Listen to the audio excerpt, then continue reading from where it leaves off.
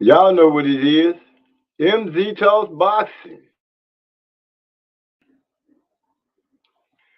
Y'all know what it is. MZ Talks Boxing.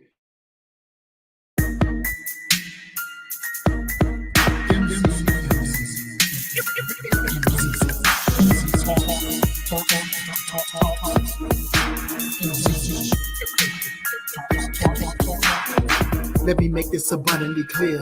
We talk about boxing here. My opinion is winning, but if you ain't feeling you're good on your boxing, yeah.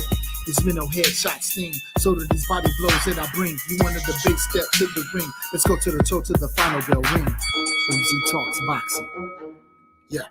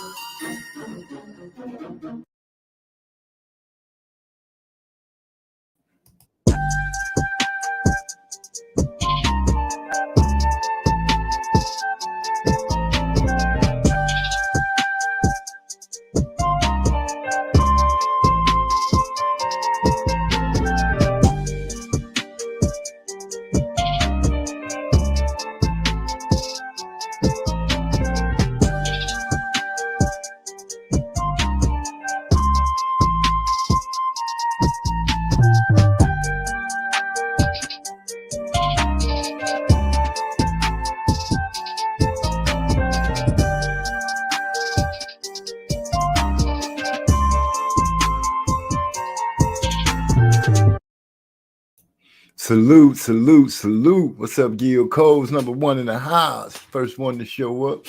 What's going on, man? Oh, it's a good Tuesday. I believe that we have seen Showtime's last boxing card. Gil Coles say fire, sound like Thurman on that beat. Hey, you know we have to go ahead and reach back and get one time to come blow for us here once in a while, just to get things situations moving smooth, you know? But like I was saying, it looked like Showtime is giving us their last fight card, and I'm hoping everybody was entertained. I can say that I feel like going out, they gave the fans a pretty decent going away present. It was some good boxing matches on, I must say. Matias, and I hope I'm saying his name right, went out there and just blew that man out the water. Trey X in the house. Salute, bro. Salute to you. Excuse me. Trying to get a little liquid in my system. A little dehydrated. Trying to get my energy level up.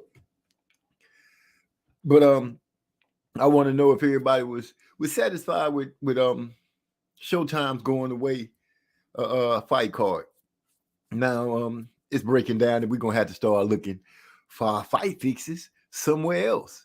You know what I'm saying? Our supplier that we usually go to is out the business. So who we gonna get supplied by? I'm sure whoever supplying the product that we looking for, we gonna go to them. We boxing fiends. What can I say? I do want to know. I have my idea of who, if he goes up, but right now, looking at David Benavidez, I want to ask. I want to put this question out: how far can he go? How far can Benavidez go? Yeah, we still got Montreal. I can't think of his name, but it started with an M. Y'all know who I'm talking about. We still got him going. That Charlo fight was a little boring to me, but overall, it was a great card. Well, with the Charlo fight, I can see how you could feel like it was a little tit for tat, but looking at it and hearing our experts from our boxing family speak on it, it made sense. It was what it was. We looking at the guy that was out the ring for 2.5 years, David Morrell. Thanks, bro. Thanks. David Morrell is who I'm talking about. Are we getting close to that echelon? Forget talking about Canelo. Let's just not even worry about Canelo. Let's just look at everything else that's rolling in 168. Shall we? And right now, David is riding high on the wave, high with confidence. He's just rolling right along. And I want to save him a little for last, but that's what it is. He rolling right along. And it's bringing up the question now for me. It might be a little early, but it is bringing up the question: just how far can he ride this wave?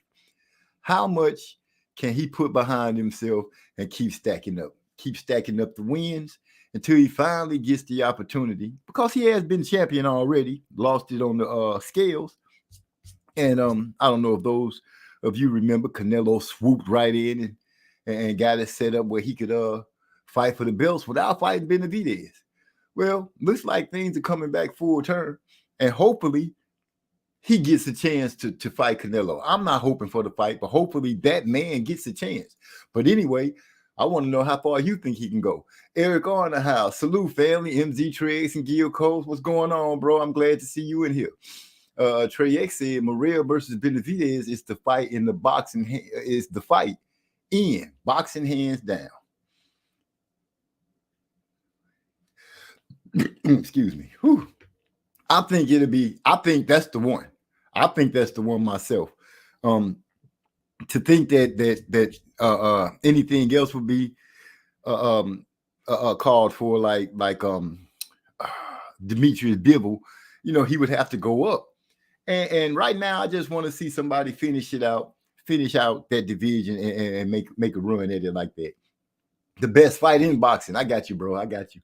But other than that, Gil Cole say, now if we could have had the great Trey X call it, it would have been fire. Honestly, I agree with you on that 100%. It would have been a lot better than who I was listening to on the program Call a Fight.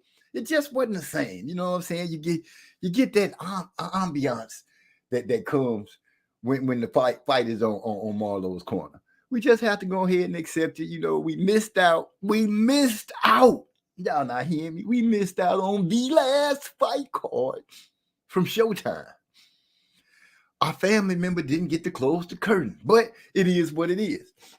Now, speaking on the Charlo fight, as I was saying, listening to our family and our brothers earlier within the week when they spoke about it, it made sense. Charlo being 2.5 years pretty much out of the ring.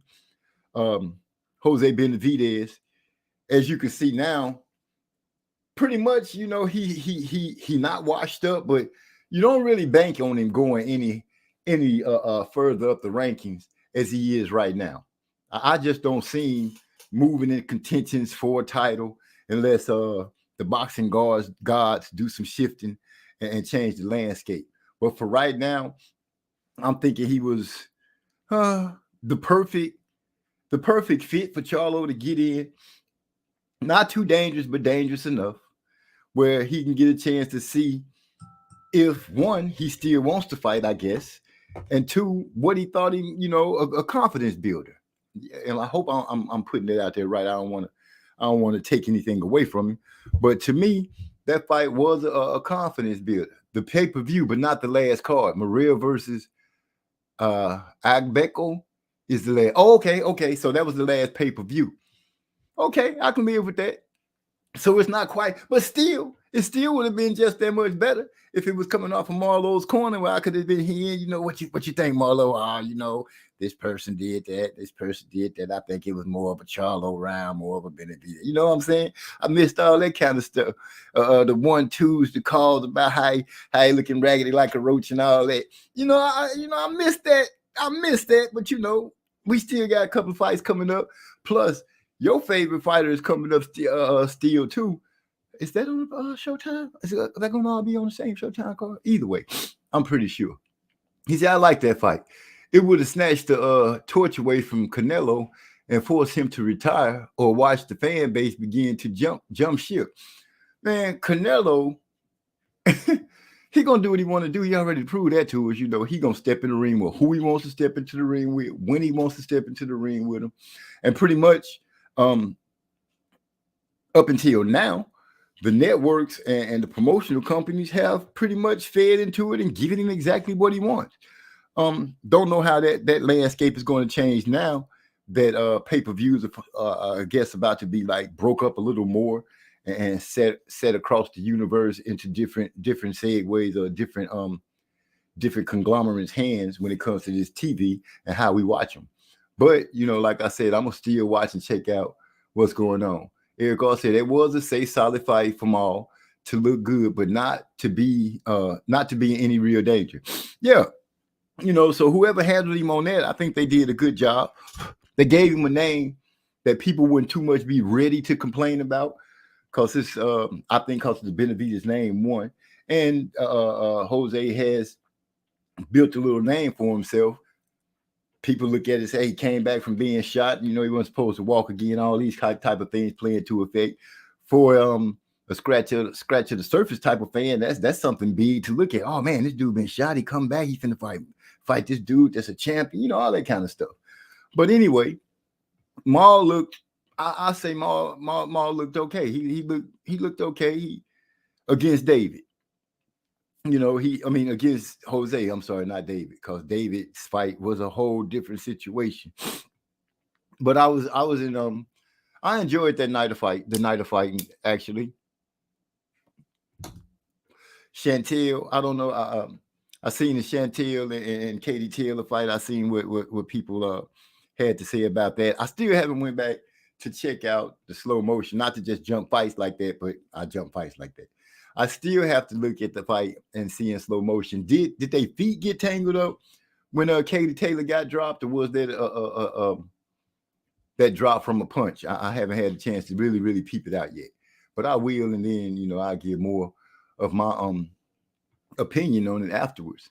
Canelo, I think, still cares about his perception of what his people see him as. It's just the loudest one. It's just the loudest one support his efforty. I understand what you're saying, but I guess after being called the face of boxing, called the man in boxing for as long as he has been, and now other fighters are starting to say this about him, I could see how you could believe a tooting of your own horn. And to be honest, the fans and other boxers made this monster and put up with what it is that Canelo brings out. But forget all that. That dude Montez went out there and handled his business, made my champ Ross pick look bad because I should have stuck with him. Don't know why I changed my mind, but dare I say that man, he surprised the heck out of me. Me and my big brother was watching the fight together, and my big brother was saying, "Oh, this dude from Uzbekistan or wherever the challenger was from, but now moved to." My brother say these are his words. "Oh, they go through hard stuff over there. I'm expecting this dude to do something." I say, "Yeah, but this I'm messing his name up. I'm gonna just call him M right now." I said, "M can fight, man. The man from Puerto Rico, the man can fight, man. Don't mess this man up like that. This dude can fight." Oh boy, came out swinging some hammers. I won't take that from him. He came out first round and he was looking real good. He was looking like he was ready to go. And then things changed. Montez, he let his hands go. He looked like he got a high engine. Defense was pretty decent. He was digging in that boy's body. And before you know it, the fight was taken out of him before the fight even began. He ended that fight so I was like, God dang. Really, did you have to go out there and whoop the man that quick, that fast?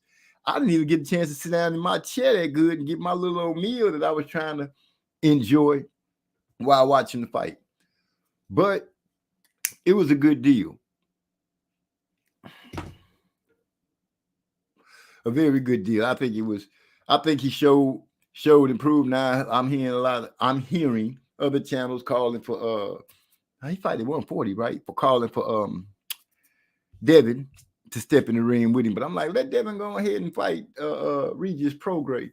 And I don't know, did you guys see the face off on that? They was they was on there really clowning with each other. That boy Regis Prograis called that man Big Head.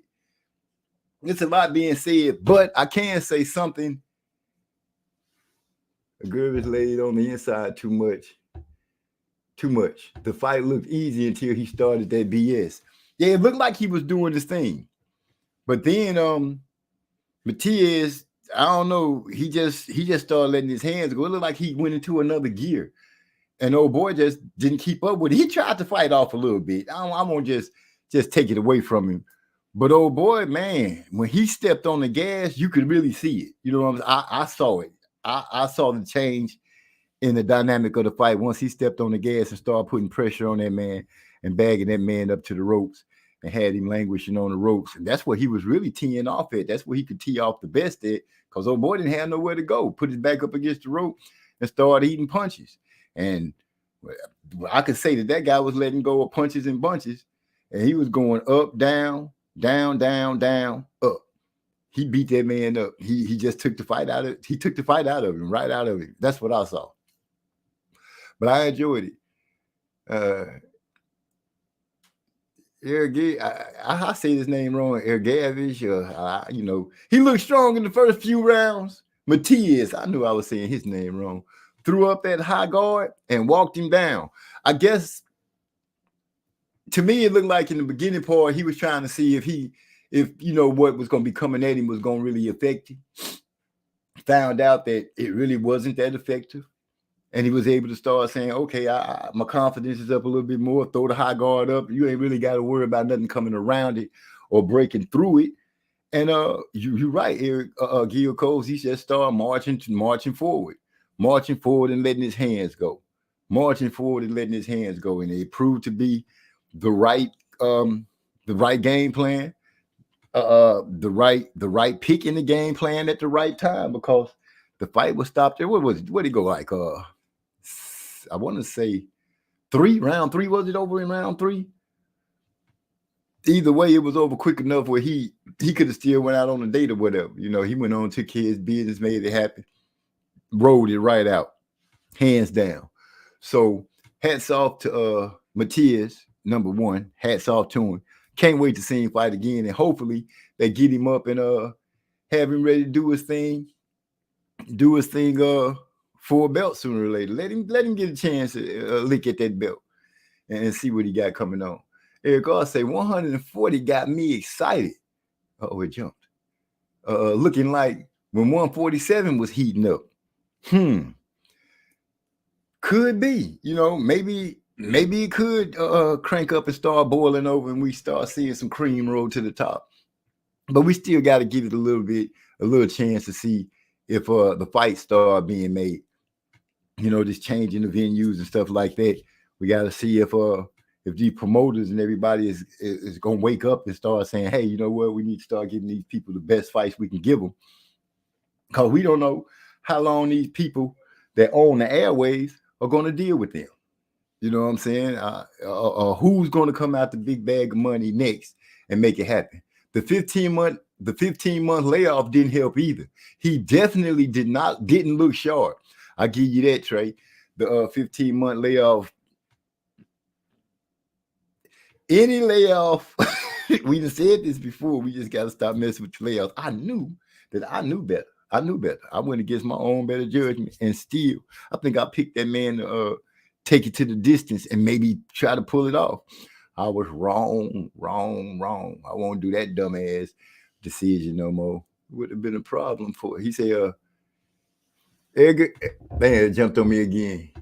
Edgar, I don't know how to say that man's name, but he would have been a problem for Haney and Tio. Matias just too strong for them. I think he'll do good at 147.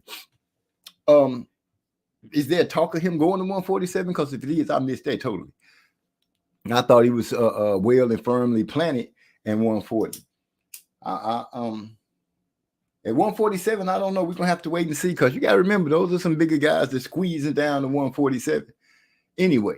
So, we have to see how that's going to go. But right now, like you said, if the fighters that's at 140 kind of hover around and start fighting and dealing with each other, that'll make for a good 140 pound division to start looking at. Not saying that everybody's great, but it's some good looking fighters that's going to be coming in there. And hopefully they mix it up. The Puerto Rican effed up my pick, but made a fan out of me in the process. He looked like he jumped out the late 90s. That's coming from Eric R. He did show Like I said, he showed a good engine. He showed that he gave me what you would be looking for in the fight. He was willing to go and engage. You know, he let the man put some, you know, like I said, he let the man test his strength out on him. Found out that he couldn't be that the man wasn't coming with nothing, in my opinion, to hold him back. And shit, the rest is history. We saw what happened. We saw what happened. I'm glad it wasn't I'm glad it didn't end up with no bad decisions or anything like that from the judges. Well, hell, they didn't really too much leave anything in the judges' hands to begin with. You know, that fight went on and made sure that the judges couldn't screw him. And that saying it, you know, what can you say? If you go out there and not let the judges pick your fight for you, you go out there and damn sure make it that they can't do anything but put it your way. You can always go for that. That's always a good win. Making a man quit on a stool. The part that killed me was they say they looking for his promoter. His promoter is gonna translate for us. I thought he was going up there to give him some information because he was having problem understanding the corner man. Shit, he went up there to translate that this fight is over. I don't know if the man told him, hey man, I ain't doing this no more. Tell him I'm done. I don't know what happened, but on my TV, they was like the promoter was coming up there. He was going to translate. And directly after that, they said that the fight was over. And to make a man quit in the corner, to knock him out, oh, I know that's got to feel good. I done put you to sleep. But to send you to the corner and then you don't come back out, oh, man, you just said, Uncle, we got to come up with a phrase for that. I don't know what the phrase is when you make a man quit in the corner. That don't sound good enough for me to make him quit in the corner. It's got to be something where you know, you can put your chest out. I made him say uncle or something like that. Whatever happened, the man got the victory. Now, you can't complain about that. I can't. I won't. I shall not. Jesse Aguilar, no mas. Yeah, we say that one for the great Roberto Duran, saying no mas against Sugar Ray Leonard. Sugar Ray just took it out there and stepped on the gas so much in that fight against Duran that the man just said, I can't catch him. You know, this is going on. There's too much going on. The hands getting put on me. Then he not there for me to hit him back. I can't go through this the whole night. No mas, man. You know what? I'm done for tonight. Go on, pack up the gloves, get my bag, get my water. I'm out. But, you know, Sugar Ray learned this lesson from going out there against Roberto the first time and tried to bang out with that man and lost. So, you know, the rematch, he came out, implemented the game plan that should have been implemented the first place, I think, in my opinion, because he could have walked away with the win the first time. But no, whatever got into his head to make him think he was going to go out there and bang with Roberto didn't work out for him the first time. He learned his lesson, went out there the second time, started putting hands on the man, moving, using the ring, lateral movement, and getting in, getting out, and making it look, dare I say, easy. And that's what it was. Yes, Eric, I did. Oh, no, you asking. Wait, that's the wrong question. Let me move up. Against the fiber of my better judgment. Yeah, you picked Gashi or whatever his name is. I picked him. I don't know how I did that, but I did. Anyway, so I want to know, in my opinion, Jamal looked decent. He looked decent. I feel like the next person that he fights should be a little better, adapt, more. I think it should be another. I think it should be a higher step in competition. I think it's hopefully Maul got his mind right. He's ready to get back into action. He can get back into the gym and start working and getting it together. Don't go and languish on the fact that you beat Jose Benavidez. Don't go and languish on that and celebrate too much on that. You can throw your hat up in the air and catch it and then go ahead and get back to the gym and get to work again, because really, you know, I wasn't expecting Jose to be anything more than a speed bump. And I don't want to put not disrespectfully, you know, but still, honestly, I didn't expect him to be nothing but more than a speed bump for Jamal. This was a chance for Jamal to go out there and practice on whatever little items, little secrets that Roy might have showed him or that he might have picked up, and work from there. It looks like a decent enough foundation. He's still working with Ronnie Boring, but other than that, you know, we he got to get back to work so we can start seeing what's going to go on with him. He's got to get his butt down and wait. He can't be missing weight like that, man. And I appreciate David Benavidez when they asked him about Charlo missing weight. You know, he let it come out his mouth first kind of quickly, or he was unprofessional. But something that I feel like he did learn because he spoke on it. He said, "Well, you know, I missed weight before on the scale too. So you know, pretty much, how can I say anything about this man missing weight on the scale? It is what it is." You know what I'm saying? Then he proceeded to say that, you know, he thought his brother was going to knock him out, blah, blah, this, blah, blah, that. So with that, I give David Benavidez a respect star in the column for being able to keep it that tight and be real about saying that man, that he missed weight and comparing it to himself and not just trying to dog him out. What say you guys? Last night I learned that wrestlers have a saying: time off is your worst enemy. Even wrestlers don't like layoffs. Yeah, because you know let's go and be honest. In any sport that you playing, you at your best when you're most active, when you most doing what it is that you getting paid to do, or that you like doing. Excuse me, when it comes to sports. Big bro, what's going on, man? Big E in the house. He say salute family, throw up the 100. But like with me playing basketball, I remember my sophomore year, I ended up getting tonsillitis. So I was out for a week, just a week. And when I got back out there, that first couple of days just running up and down the court was hell. You know, I couldn't hardly breathe. My wind was gone. Trying to get shots off was a little labored, you know, because I didn't have the oxygen to shoot jumpers. You know what I'm saying? My jumping was off. Everything was off. But once I got back in the groove with things, I started clicking once again. It just started clicking for me. And with that wrestling, you got to think about it. You know, as long as, you know, my girls was wrestling fanatics. I used to be one back in the day when Ric Flair and them was doing their thing, but those guys are doing some high impact acrobatic stuff and taking the layoff and then coming back trying to still do that stuff. Yeah, I can see how that can be a real big hindrance, because you calling for your body to be doing some high level things in that ring, high flying action, jumping off those ropes, coming off those scalpels, all that kind of stuff that they do in that wrestling. You know what I'm saying? You would think that they would want to stay active as long as they have to deal with that kind of stuff.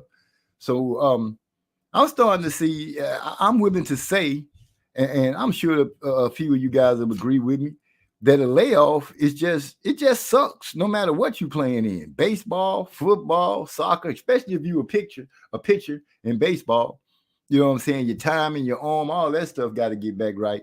Football, the quarterback, you know what I'm saying? Throwing the ball, getting his cadence right, coming away from up under the center, you know, getting the handoff right. All that stuff plays in part. I know a little bit about football. I played football, so you know. But boxing, those things where you gotta really.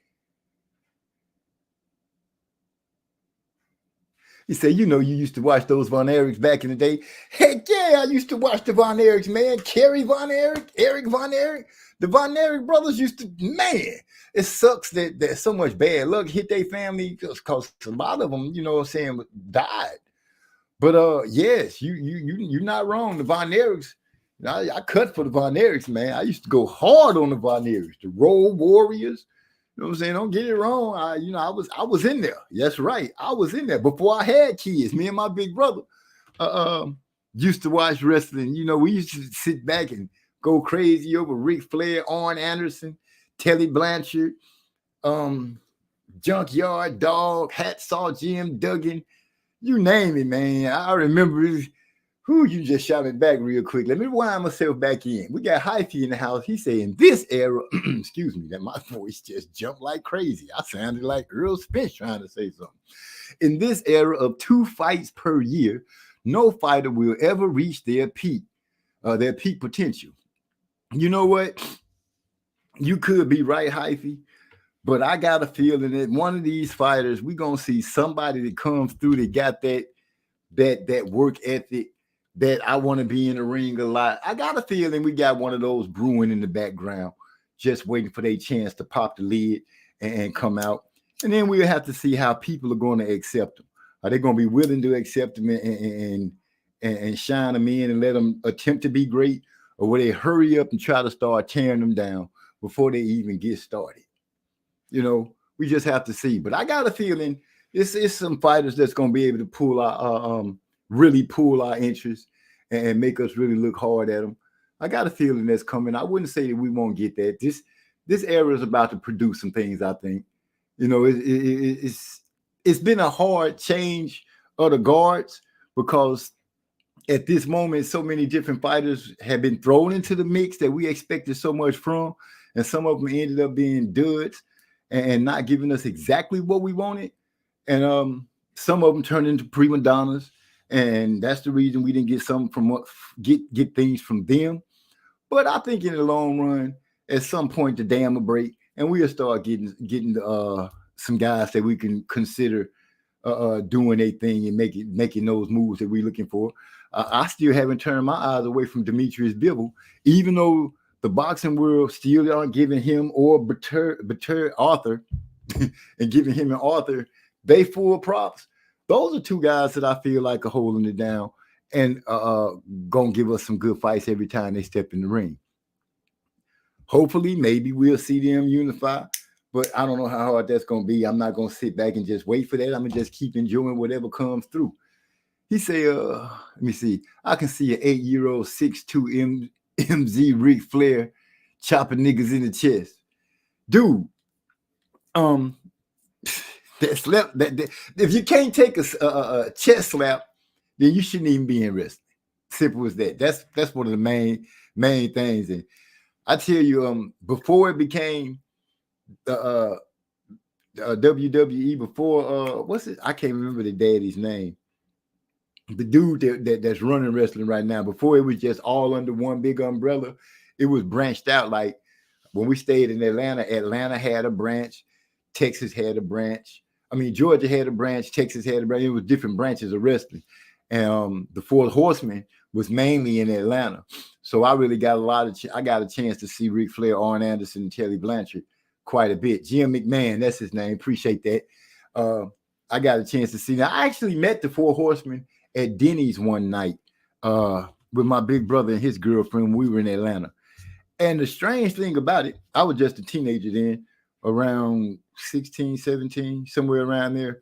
They some little guys, man, when it comes to height. They some little guys. They thick paws, like, because you could tell they athletes, they work out. But they some little guys, man. They're not really no big dudes. TV really make those fighters and boxers look like they pretty big. And when you finally see them in person, you be like, well, what the hell happened to the rest of you? I'm just saying. You say the only fighters reaching their potentials are fighters without major network deals and promoters. Tim Tszyu is the only one doing it right. Okay, I can feel you on that. I kind of was speaking on that earlier before you got here, Hyphy, saying that maybe, just maybe, the promoters and stuff are learning a lesson, seeing that Showtime is about to be backing out of the boxing business. Maybe they'll get they stuff together and start making some moves instead of trying to hold fighters back so long, talking about we can get the most money. Maybe it's time to just start accepting the deals that's coming out. Maybe some people need to pay attention and lower their expectations of who they are, because these fighters that's been having these high expectations of who they are really haven't been proving that to me. But I could be wrong. They could be proving it to other people, but I'm really not seeing just that superstardom coming oozing out of one of these fighters right now. I'm just not seeing it. But I do have faith that it's coming around the corner, and we'll get a chance to see it pretty soon. Say, Eric, when OG employees registers come up short, chop, whoo! Nah, man, you go to jail for that. You can't be putting your hands on people at the job. You know what I'm saying? Especially a chop. I chop one of them up in there, but it'd be all kind of mess going on, all kind of drama. Y'all will look up. You talking about man in San Antonio, manager from Steak and Ale, runs around chopping employees. Nah, that don't look good at all. My family be saying my daddy and my husband went crazy. We ain't gonna do that at all. He said, yeah, Shawn Michaels was small as hell when I saw him out here at Rosemont. Yeah, those athletes do be pretty small. You know, you have some exceptions to some that have a little height on them, but I can't honestly say I have met a few famous folks, run across them, not just had no conversation with them, and I was looking at them and saying, dang, that person is small in stature. On TV or on the screen, they look like they out there, but you know, it is what it is. The TV put some pounds on you and some height, I guess. But you know, you live and you learn. Who else we got? So, you can't chop with your good hand. He said you can't chop with your good hand, though, OG. So you would be okay. I can chop with the left. Shit, like what's the comedian say? 2 chops to the throat. 2 chops to the throat. I stand on their right side and throw their left real quick. They wouldn't even know what hit them. Now, if I try to do it with the right hand, yeah, that's gonna look all ugly. They're gonna see it coming from a mile, be messed around and counted my ass. I'll be in there looking crazy. But yeah, you're right. You know what I'm saying? Actually, Trey, it's not. The right hand ain't the good hand no more. That used to be the one. That used to be lead. That used to be the jab. That used to be what I proed them with, then catch them with that left. But now it's just all left. I'm like Tito Trinidad. I got one punch. And then I got that thing on my hip. So, you know, they can decide on which way they want to go. That's some pretty good stuff right there. I'm drinking a little bit of soda. No, I shouldn't be having Lavelle Crawford, 2 chops to the throat. There you go, Eric. Oh, that's who I'm talking about. Lavelle Crawford. If y'all don't know, y'all want to listen to somebody that is funny. Lavelle Crawford is hilarious. Hilarious as he's a funny ass comedian. Should be a lot bigger than what he is. And I don't mean in the size because he was already pretty big. He lost a lot of weight though. But he's funny as hell. I think he should be a lot bigger than what he is, but for whatever reason, he hasn't just exploded like you would think. I think those comedians have hard times breaking into that top, that higher level of entertainment. But anyway, so was anybody surprised at the Katie Taylor fight and her getting the decision and getting the decision over Chantel Cameron? Or is it just me? It looked like a close fight. I actually didn't get to see all the information for that fight. I got off of instant replays and stuff like that. And a lot of the instant replays they showed, it was they was swinging and banging and swinging, headbutting. That was a ugly gash that Cameron had on her head. But other than that, yeah, it was a good fight. It ended. She was a little bloody, but like I said, it was a headbutt, not a punch. But they were going at it. You know, I got to look at that fight again because it was close. It was a lot of banging. I have to go and look at that fight, not again. I have to actually look at the whole thing and see where to go. Trey X say Mike Epps is my favorite with the stand up. Oh, you like Mike Epps? You know, Mike Epps from up there up north in Indiana, where I'm from where I come from, up in that area. So Mike Epps do his thing. He said I wasn't surprised the politics showed up in the Taylor fight. Yeah, I'll give you that. I'll give you that. But Cameron did go out there. They like I said, they were trading leather. They were trading leather from what I saw in the highlights. And they showed, you know, I got a good show on the highlights. But I'm going to go and find the fight and look at it myself so I can see it all because they cut out, a lot of it.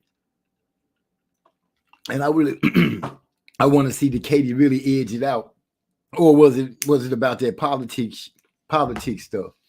Because it did look like Cameron was was doing pretty well, especially in the exchanges that they saw. They both caught each other with some good stuff, but I think Cameron was doing the most of the catching, or should I say, most of the pitching, and Katie was catching it. Big E say Mike and Cat Williams are his guys. My favorite stand-up comedians at this moment right now would be Bruce Bruce. Bruce is funny as heck. Lavelle Crawford is funny as heck. And the uncle from Friday, he's also funny as hell, especially when he was younger.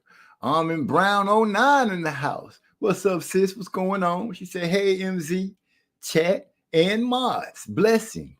Blessing always to you as well, sis. Thanks for stopping through. Glad you're doing all right. I see you still holding it down in Champ Ross. Keep fighting, sis. We coming up on the last stretch. And I'm in sprint mode right now. Somebody put a banana peel in the backfield. I had to slip on the handoff, but I got it. I'm on my way.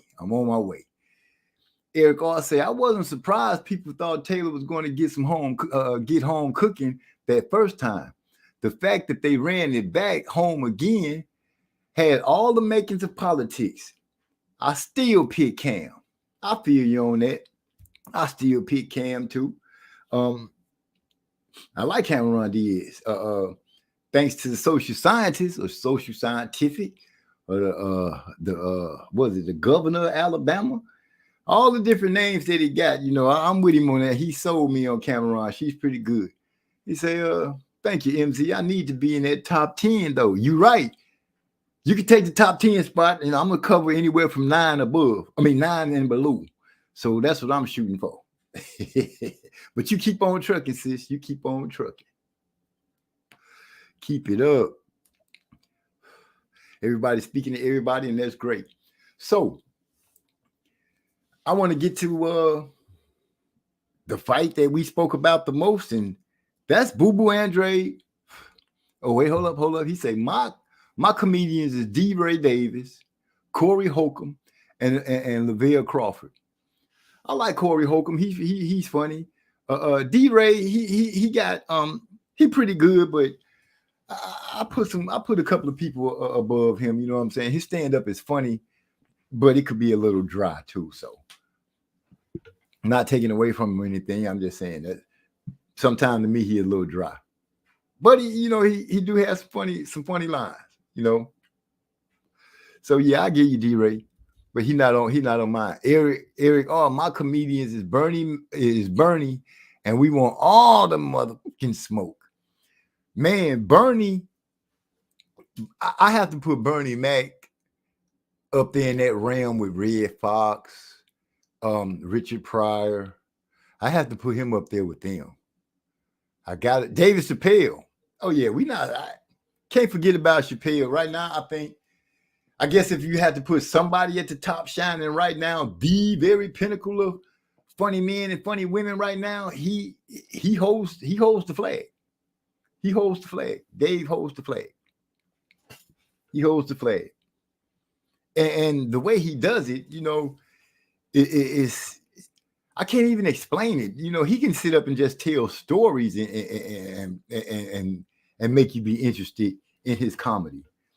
So yeah, I put David up there, man. David. I put David up there in that realm with Red Fox and Bernie Mac and Richard Pryor. I put him up there with them as well. I say that's a good pick.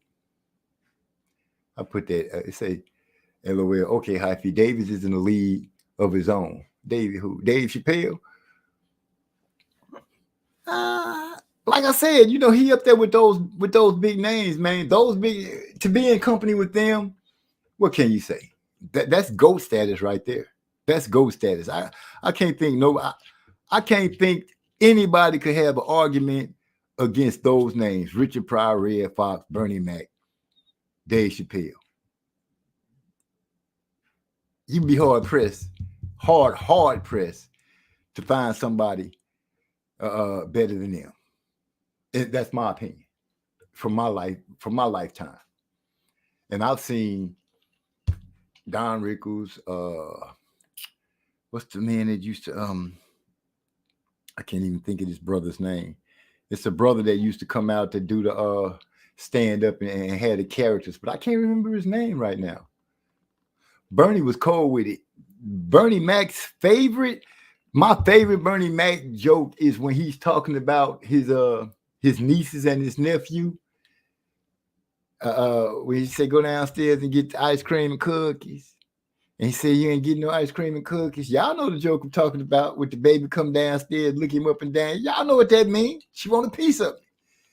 Bernie Mac was the one just saying what we scared to say about the kids. You know what I'm saying? Just scared, fuck a kid up. I do believe that was the phrase he used to use. Bernie Mac used to have me splitting my side. You know what? I could damn near go and watch the Kings of Comedy just to watch him do his bit tonight. I really could. Oh, that's some good. I'm drinking Big Red. I don't know how many of y'all mess with Big Red, but I got me a cup of Big Red with some ice, and it's pretty damn good.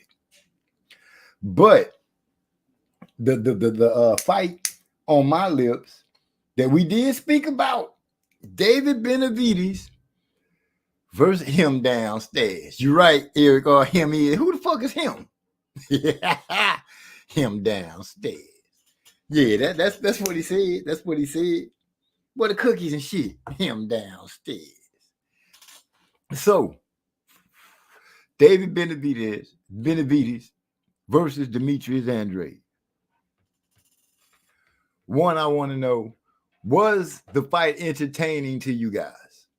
You know what I'm saying? Let me know. Yeah, no, maybe a little bit. Was it what you expected? I can say that DL Hughley is going in on the crowd was my favorite part of King's comedy. Yeah. He remind me of that kind of guy that when he going, if his material isn't like really going over with the crowd good, when he start breaking down on the crowd per se, that's when he really gets funny. It's like when he started just snapping off the crowd, popping it fresh off the brain. That's when he gets, that's to me is his funniest. That's when he's at his funniest. When he's just sitting up there giving the, going through his jokes, they don't hit that well. They don't hit as hard to me as him just going in on the crowd, Trey. So you're right. Him going in on the crowd in Kings of Comedy was pretty good. I'm going to tell you who I didn't think really fit with the Kings of Comedy was the other brother before DL Hughley had joined him. Tory's brother. Joe Torre's brother. I can't remember. Guy Torre. Is it Guy? I think Guy is the smaller of the two. So I think it was him that was on there with them. He kind of funny, but him and I guess they didn't really make a big difference using him or DL. So you know what I'm saying? Hyphy said Demetrius' punches were bouncing off of David. Reminded me of Lomachenko and Salido. Benavidez and Andrade ended a little earlier than I expected. I had it in the 11. No, he said, I had it in the 11. I'm going to get back at y'all with that. Triax came through. He said, Steve Harvey is trash. And he broke up the tour. Yeah, I heard him and Bernie was having some issues. And then when I started hearing that Steve was doing some pretty snake stuff, you know what I'm saying? When Bernie had got his TV show, I heard this, you know, I can't remember which comedian was telling the story or one of their friends was telling the story about how Steve Harvey had literally called the producers of the show and tried to pitch himself into the show and getting Bernie Mac taken out. Steve Harvey was only funny to me when he did the Mike Tyson bit about old boy getting punched in the eye. And that was the funniest of Steve Harvey I ever seen. That was the funniest. That was his pinnacle of funny.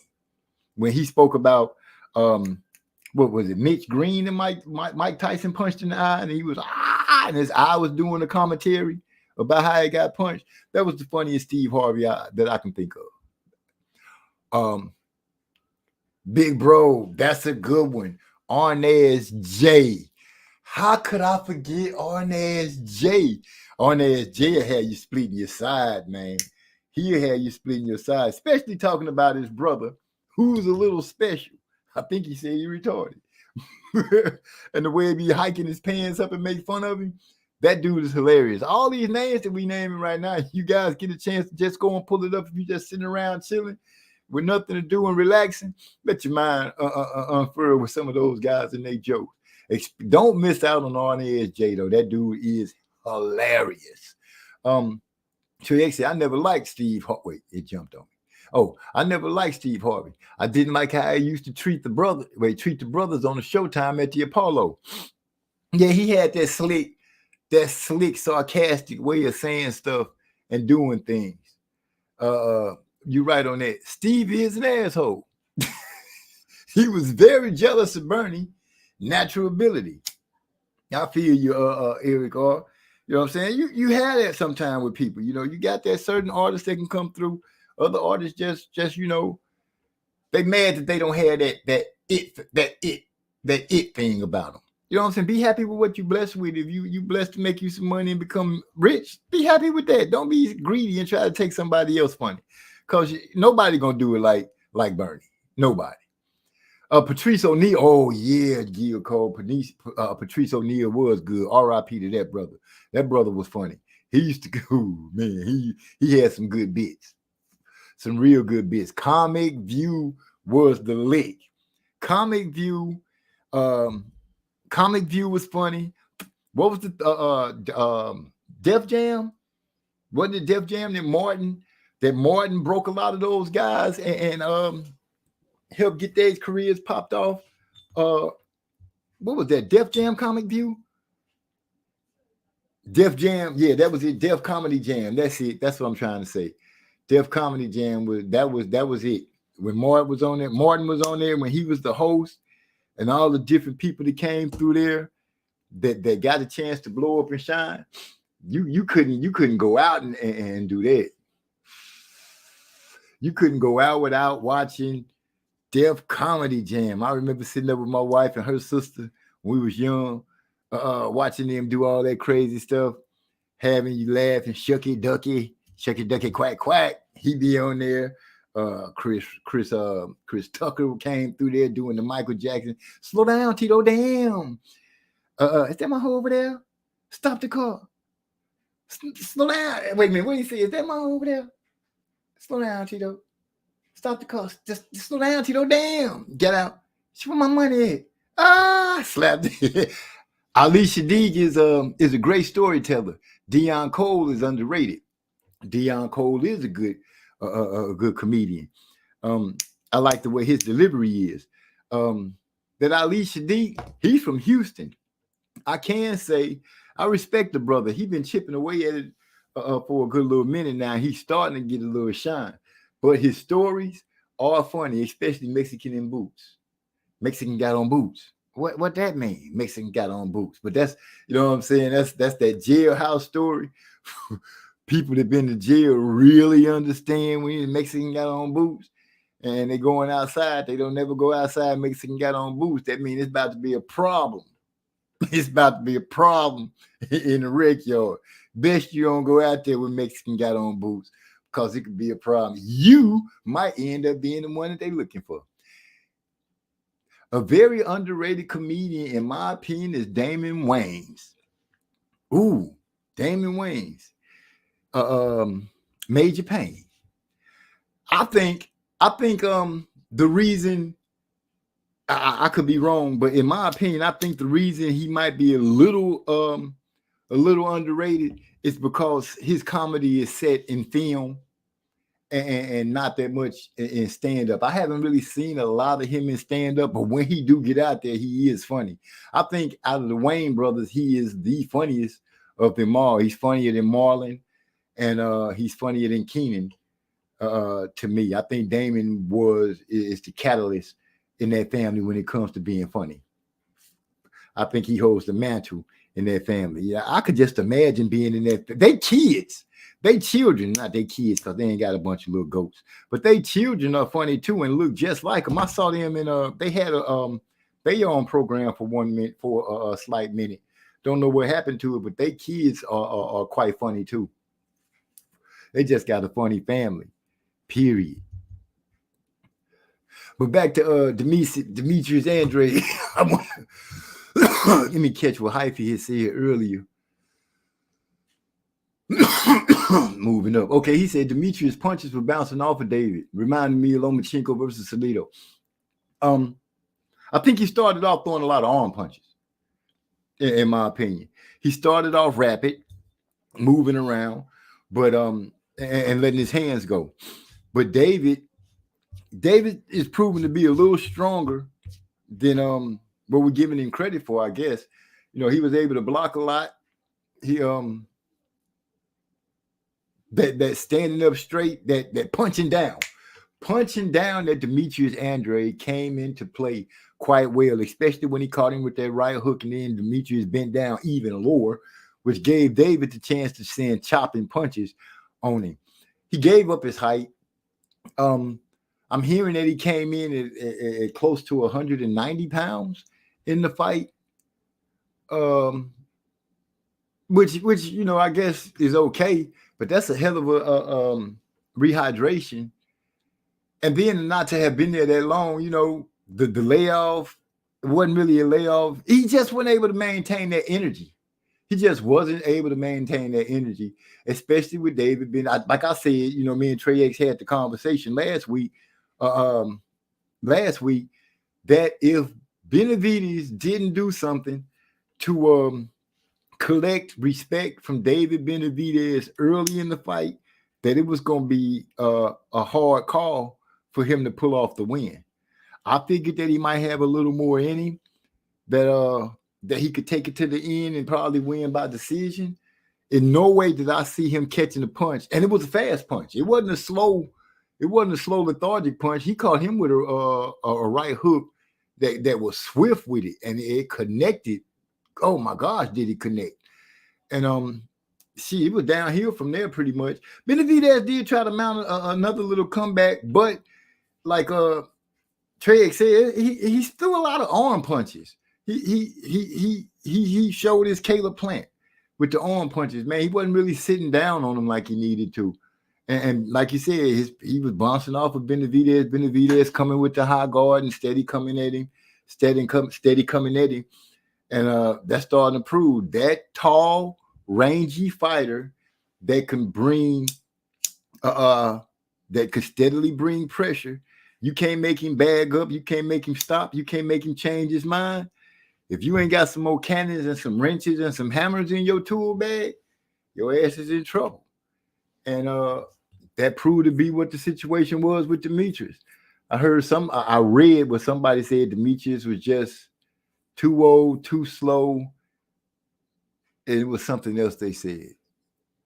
But he went out there and fought. He didn't go out there and just shell up. He went out there and fought. You know, he gave it the best he could. It was a good fight. I feel like Andre took the wrong approach. You can prepare to fight at the pace he elected to fight, just from one count. I had hoped he finished on his feet. Yeah, that finishing in the corner. He got those words, but I guess he got the no mas coming out of him too, you know. I know a lot of the Demetrius Andre fans aren't happy about it, you know what I'm saying? I was hoping that the man won, but I ain't gonna lie to y'all.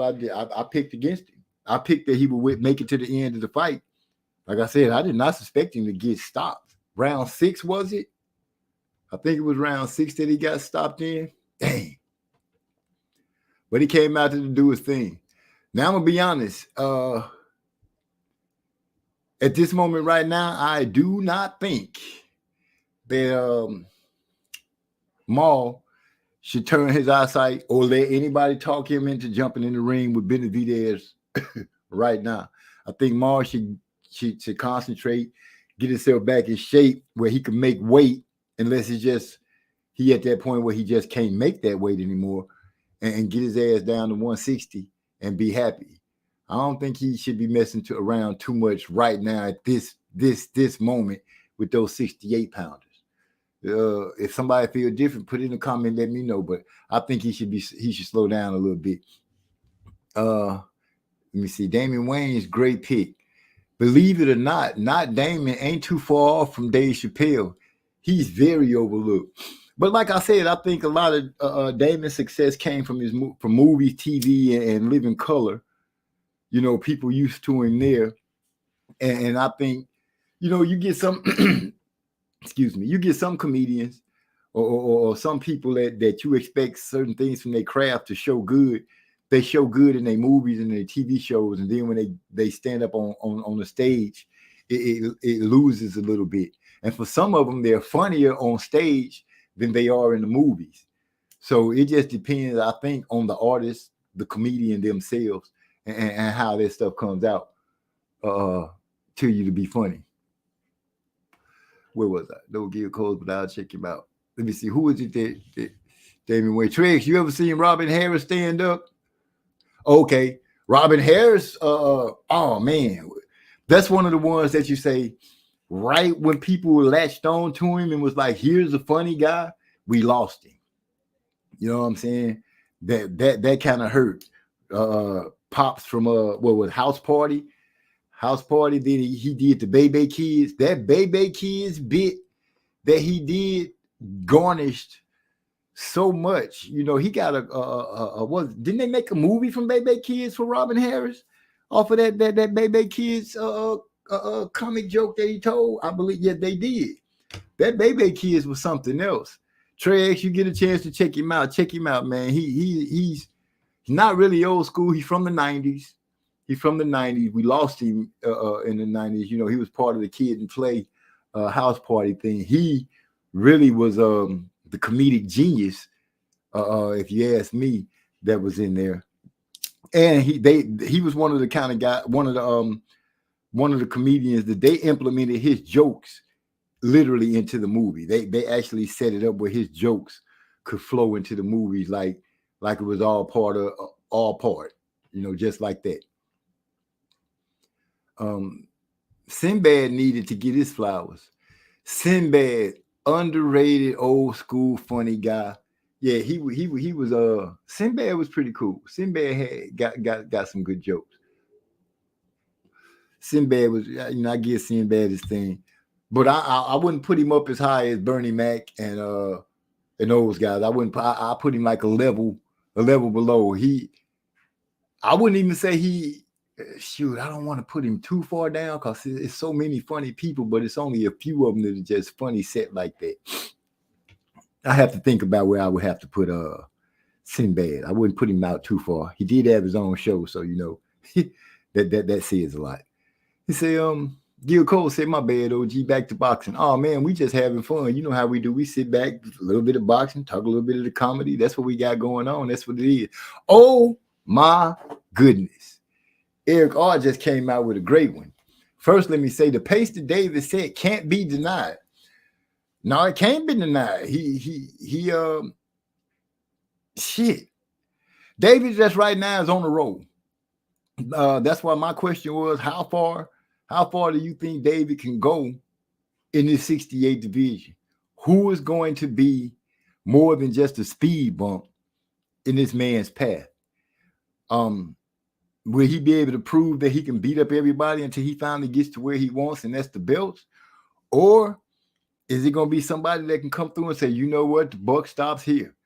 If he cross paths with David Morrell, will David Morrell be the guy who can say the buck stops here? It's quite possible. We got Trey X coming in the building. What's up, bro? How you doing today? Salute, man. Y'all excuse me if I'm sounding kind of bad and shit, man. I fucked around and got sick. I was just talking to Gil Cole, and Gil Cole said he got sick, then I got sick. Damn. He gave it to you. I think I got this shit from my partner, family and shit, because I was around them a little bit for Thanksgiving. I don't know if they gave it to me or I gave it to them some kind of way, because we all kind of got sick at the same time. But yeah, that shit hit me, then it set in, and yeah, it got me pretty good, you know what I'm saying? Yeah, you taking anything for shit, reefer. I ain't big on medicine and shit like that. I ain't big. I ain't big on medicine and shit like that, man. I'd rather just increase my calories, get some rest, and smoke some of that good reefer. That man said reefer. I'm like, I ain't thinking about the pain aspect of it. I'm thinking about, trying to get you healthy again. But if that's the road you're gonna take, okay. Yeah, I wanted to talk about Andre, the fight with Benavidez. Yeah. That was really kind of painful to watch. I ain't gonna even lie. I've been a Hmm. fan of Andre for a while. I done supported him and shit for years, man. I done took up for him on YouTube and stuff like that. I mean, it is what it is. You get your ass whooped, you get your ass whooped. But like the look on his face at the end of those later rounds, like at the end of the fifth, the end of the sixth, Mhm. like he just had this look on his face, like what the fuck is going on? Like he going through the wrath of God right now or something. You know what I'm saying? Like I like the I like to categorize fighters. Like I have boxers, you got boxer punchers, you got brawlers. Some fighters I consider them beat your ass fighters, like Jerron Ennis, where he just throw combination after combination after combination, and he stopped people that you don't normally see get stopped, like Juan Carlos Abreu. He the only person to be stopped.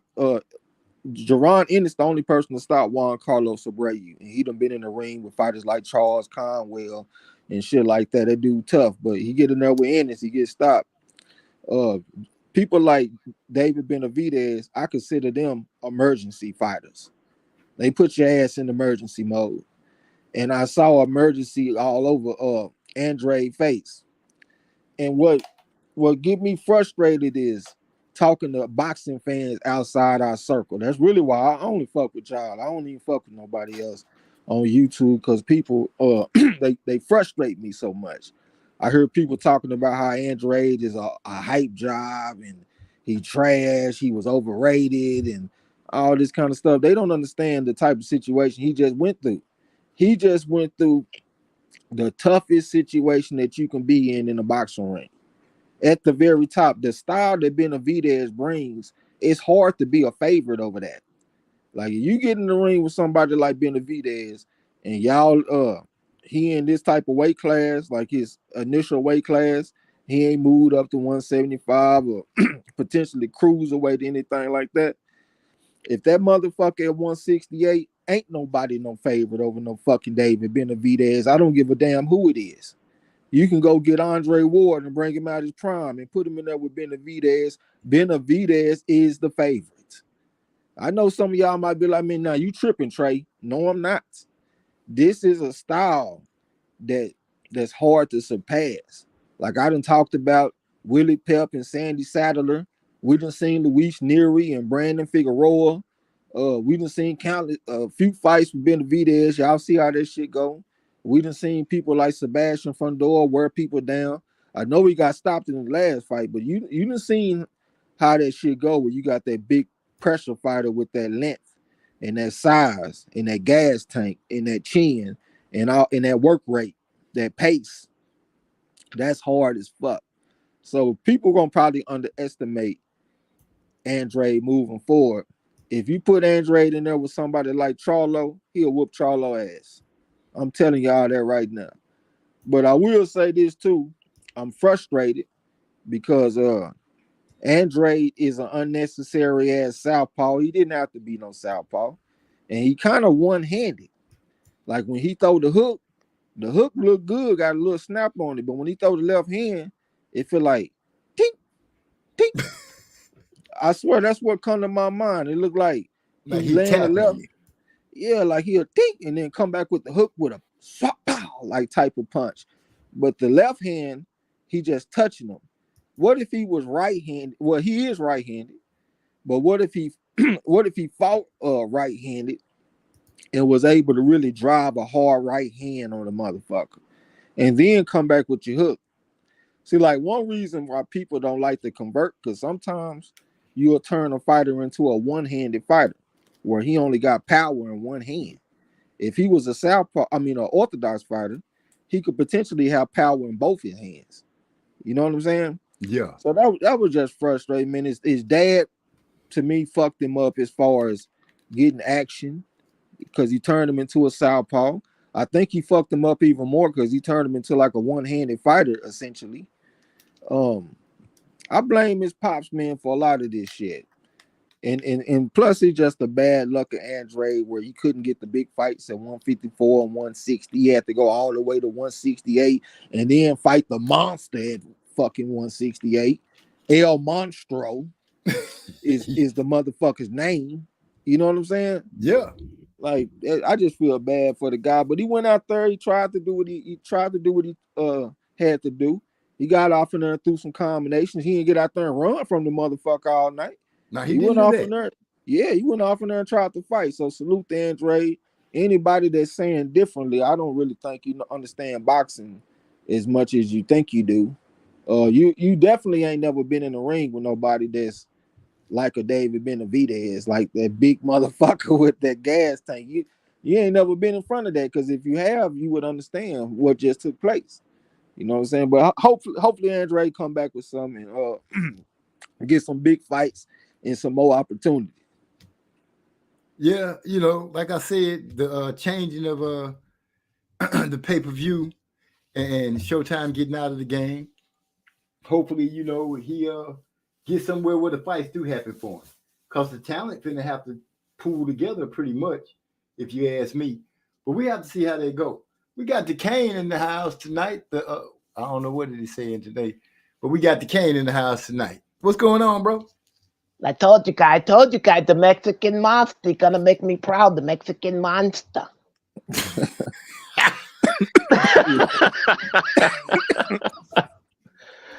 Yeah, man. Hey, listen, man. I mirror a lot of what Trey X said because I've been a big Andre fan for a long time. You know what I'm saying? I've been telling people, hey, man, this dude Andre, when he get his shot, man, he done been kept out of the big fights, blah, blah, blah. But, man, goddamn. But picking up where Trey X left off, when he said he blamed his father, like I was reading earlier that his father was responsible for him signing some of them fucked up deals, too. So, like... I mean, his father probably more to blame than you realize. But my thing with Andre, man, is like, well, he started out at what, 154? Mm-hmm. Andre, he might be tall, but he a small dude, especially to be fighting at 168. Like, I mean, you watch Andre at 160, and he wasn't stopping nobody then. Like, he wasn't really. He might stop like them really low level dudes, but Andre could hit you with a 12-pack and wouldn't get you out of there. Like a lot of them dudes, he could hit at will and he wouldn't get people out of there. So he moved up to 168 and not only fight like one of the biggest threats, but one of the biggest threats that's talking about moving up to 175 already because he's so big for the division. Like it's just really bad look, you know what I'm saying, for somebody like Andre. Couldn't even like get Demond Nicholson out of there. So I mean, looking at the fight, man, Andre was catching him with some shit. Like if they power equally affected each other, like David Benavidez probably would have been tentative. Like by the time we got to the 6th round, because he got hit with some shit. It just didn't affect him because Andre don't have that kind of power at 168. And so it was just outgunned, really. Like David Benavidez was just too big for him. Catching him with shit. Like when he dropped him, man, that shit. Man, that hurt to see, brother. But it is what it is, man. Your career don't go right in the beginning, making these bad choices and stuff. I just hate that Andre's career came to that. Exactly. That's why I was thinking tragedy. That's why I was thinking tragedy, man. It came to that. And then at the same time, when you throw the type of combinations he throws, it's kind of like Mildred Taylor. You're not really gonna get a whole bunch of power on them type of combinations where he throwing 6-7 punch combinations and stuff. You know what I'm saying? Also something else that I've been thinking about. What happened to the dominant trainers that used to take charge of fighters? I don't really see that no more. Even going back to like Golovkin and Abel Sanchez, whatever the fuck his name was, how he used to take over, like talk about what the fighter was gonna do, what he shouldn't do, type of stuff that he looking at. I don't see that from trainers no more. Like Andre Ward, for example, when he was getting ready to fight Kovalev, his coach, Virgil Hunter, made it a point to talk about how they was gonna move up and get them some tune-up fights and get themselves back acclimated to the weight. You know, they went up there and they fought against the Cuban. I can't think of the Cuban name right now for some reason. Sullivan Barrera. And they also fought against that brand guy. Like they had 2 fights before they fought against Kovalev the first time.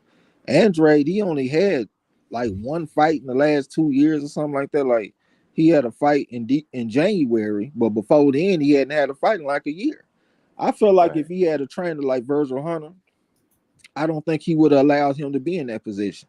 Oh no. Like yeah, I just don't see the same type of trainers that we was having just 15 years ago or something like that. And it seemed like it just kind of disappeared all of a sudden. I mean, I know we done had some people pass away like Emmanuel Stewart and stuff, but it just seemed like the trainers had a bigger personality not that long ago, and they was putting their foot down in situations and kind of guiding their fighters, like assisting with guiding the fighter's career instead of just being focused on training alone. And I think that's a big part of boxing, like to help guide the fighter instead of just being there to hold mitts. Right. Yeah, I mean, look, to your point about Virgil Hunter, I mean, look how he moving Buatsi. He up here fighting motherfuckers like to this point. I'm like, damn, I'm ready to see dudes step up. Like, like he making sure he get him ready before he put him in a position where a lot is at stake and he fights somebody with a lot of skill. Like he working on all of that. So yeah, but he also hasn't been the most active either. So I can understand the hesitancy or whatever to put him off in these big fights. Like, has he had more than 1 fight in a year in the last 2-3 years? Hell, last time I remember him fight, he fought that guy from Poland. I can't think of his name, but they went the distance. And then before then, I remember him fighting Spider Richardson. That shit was like in May of 2022 or some shit. Like, he hasn't really just been active consistently. So I can see, like, if he got a coach like Virgil probably thinking about this shit. Because that's something that he done showed in the past that he's concerned about. You know what I'm saying? So I think that's something that we need to see more of in the fight game, though. Man, let's bring back them coaches like Virgil Hunter and Emmanuel Stewart and all these folks that really understand the nuances of the game instead of just being focused on the boxing, being focused with everything. Because like I said in the comment section, I was surprised that to hear a wrestler say that time off is your worst enemy. Like, nigga, wrestling ain't real. And even they worried about layoffs. So how much so how much more should a fighter that's in real combat be worried about a layoff? Obviously that shit's important. Yeah. Your boy Derek James be talking about it ain't his job to pick the fight. They say who they want to fight and he get them ready. I was gonna speak on that. These trainers seem to be more adapt to say, I'm gonna let my fighters say what they want to do and go with that instead of really looking at this guy and saying, look, we need to go this route, we need to do this because you still weak in this, you still weak at that. We need to get these things tightened up before we start running around just doing what the hell you think you want to do. I feel you on that, Trey, but it also plays into the effect that I think we got a lot more fathers in the game that's in the training, call themselves doing the training and stuff like that, which also might be a cause and effect to where we don't see these trainers that's taking control over these fighters. I was also thinking it might be about the money too. Like, they don't want to bite the hand that feed them, so to speak.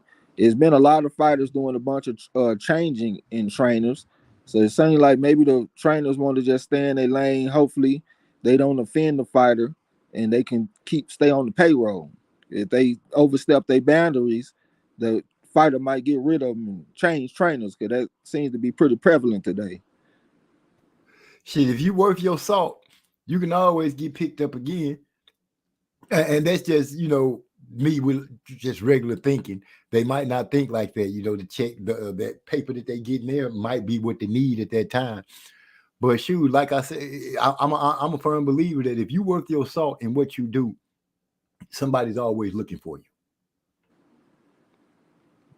Yeah, I just think the fighters, it sounds weird because I'm on the outside looking in, but it seems to me that they don't really truly understand their sport.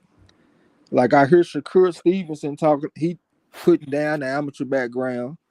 Like when he talked about Andy Cruz, he talking about, oh, man, that's the amateurs. Keyshawn to stop him in the pros and this and that, this and that.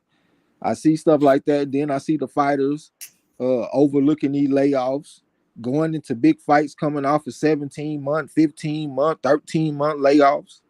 You know what I'm saying? Like, do they not? It just seems like they don't understand the subtleties of the sport, or the fucking I can't think of that word, but you understand what I'm trying to say, though, right?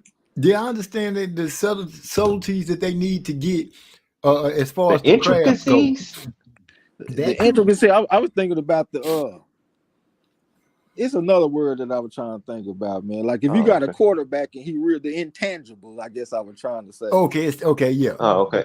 Yeah. He understands that, you know, I might need to run a couple of steps, but this pass is still there. Instead of trying to take it upfield. Situations like that. I know exactly what you mean. And a lot of these boxers don't seem to have it. Could it be that they looking at past boxers that were successful at doing it, thinking that, oh, I'm better than him, I can do that too? Because that could be a problem, because I always hear them quoting about how somebody else come off a layoff, or how somebody else did something. That's not them. And they need to recognize what they can and can't do, what they do well and what they don't, instead of just thinking, oh, I done knocked off a couple of cats, I'm good. You still have to go and work on, you have to be adept enough to say, hey, I'm weak right here. I need to work on this. You know, I need to work on staying off the line. I need to work on using the jab or going to the body, following up that left with a good uppercut. I hope that's a good combination I just threw out there. But I get what you're saying. They need to know why they're doing things and what's the reason. Know when to bag up, why to bag up. Why are you bagging up? Why are you giving ground? Not because you're tired, because you're trying to set a trap.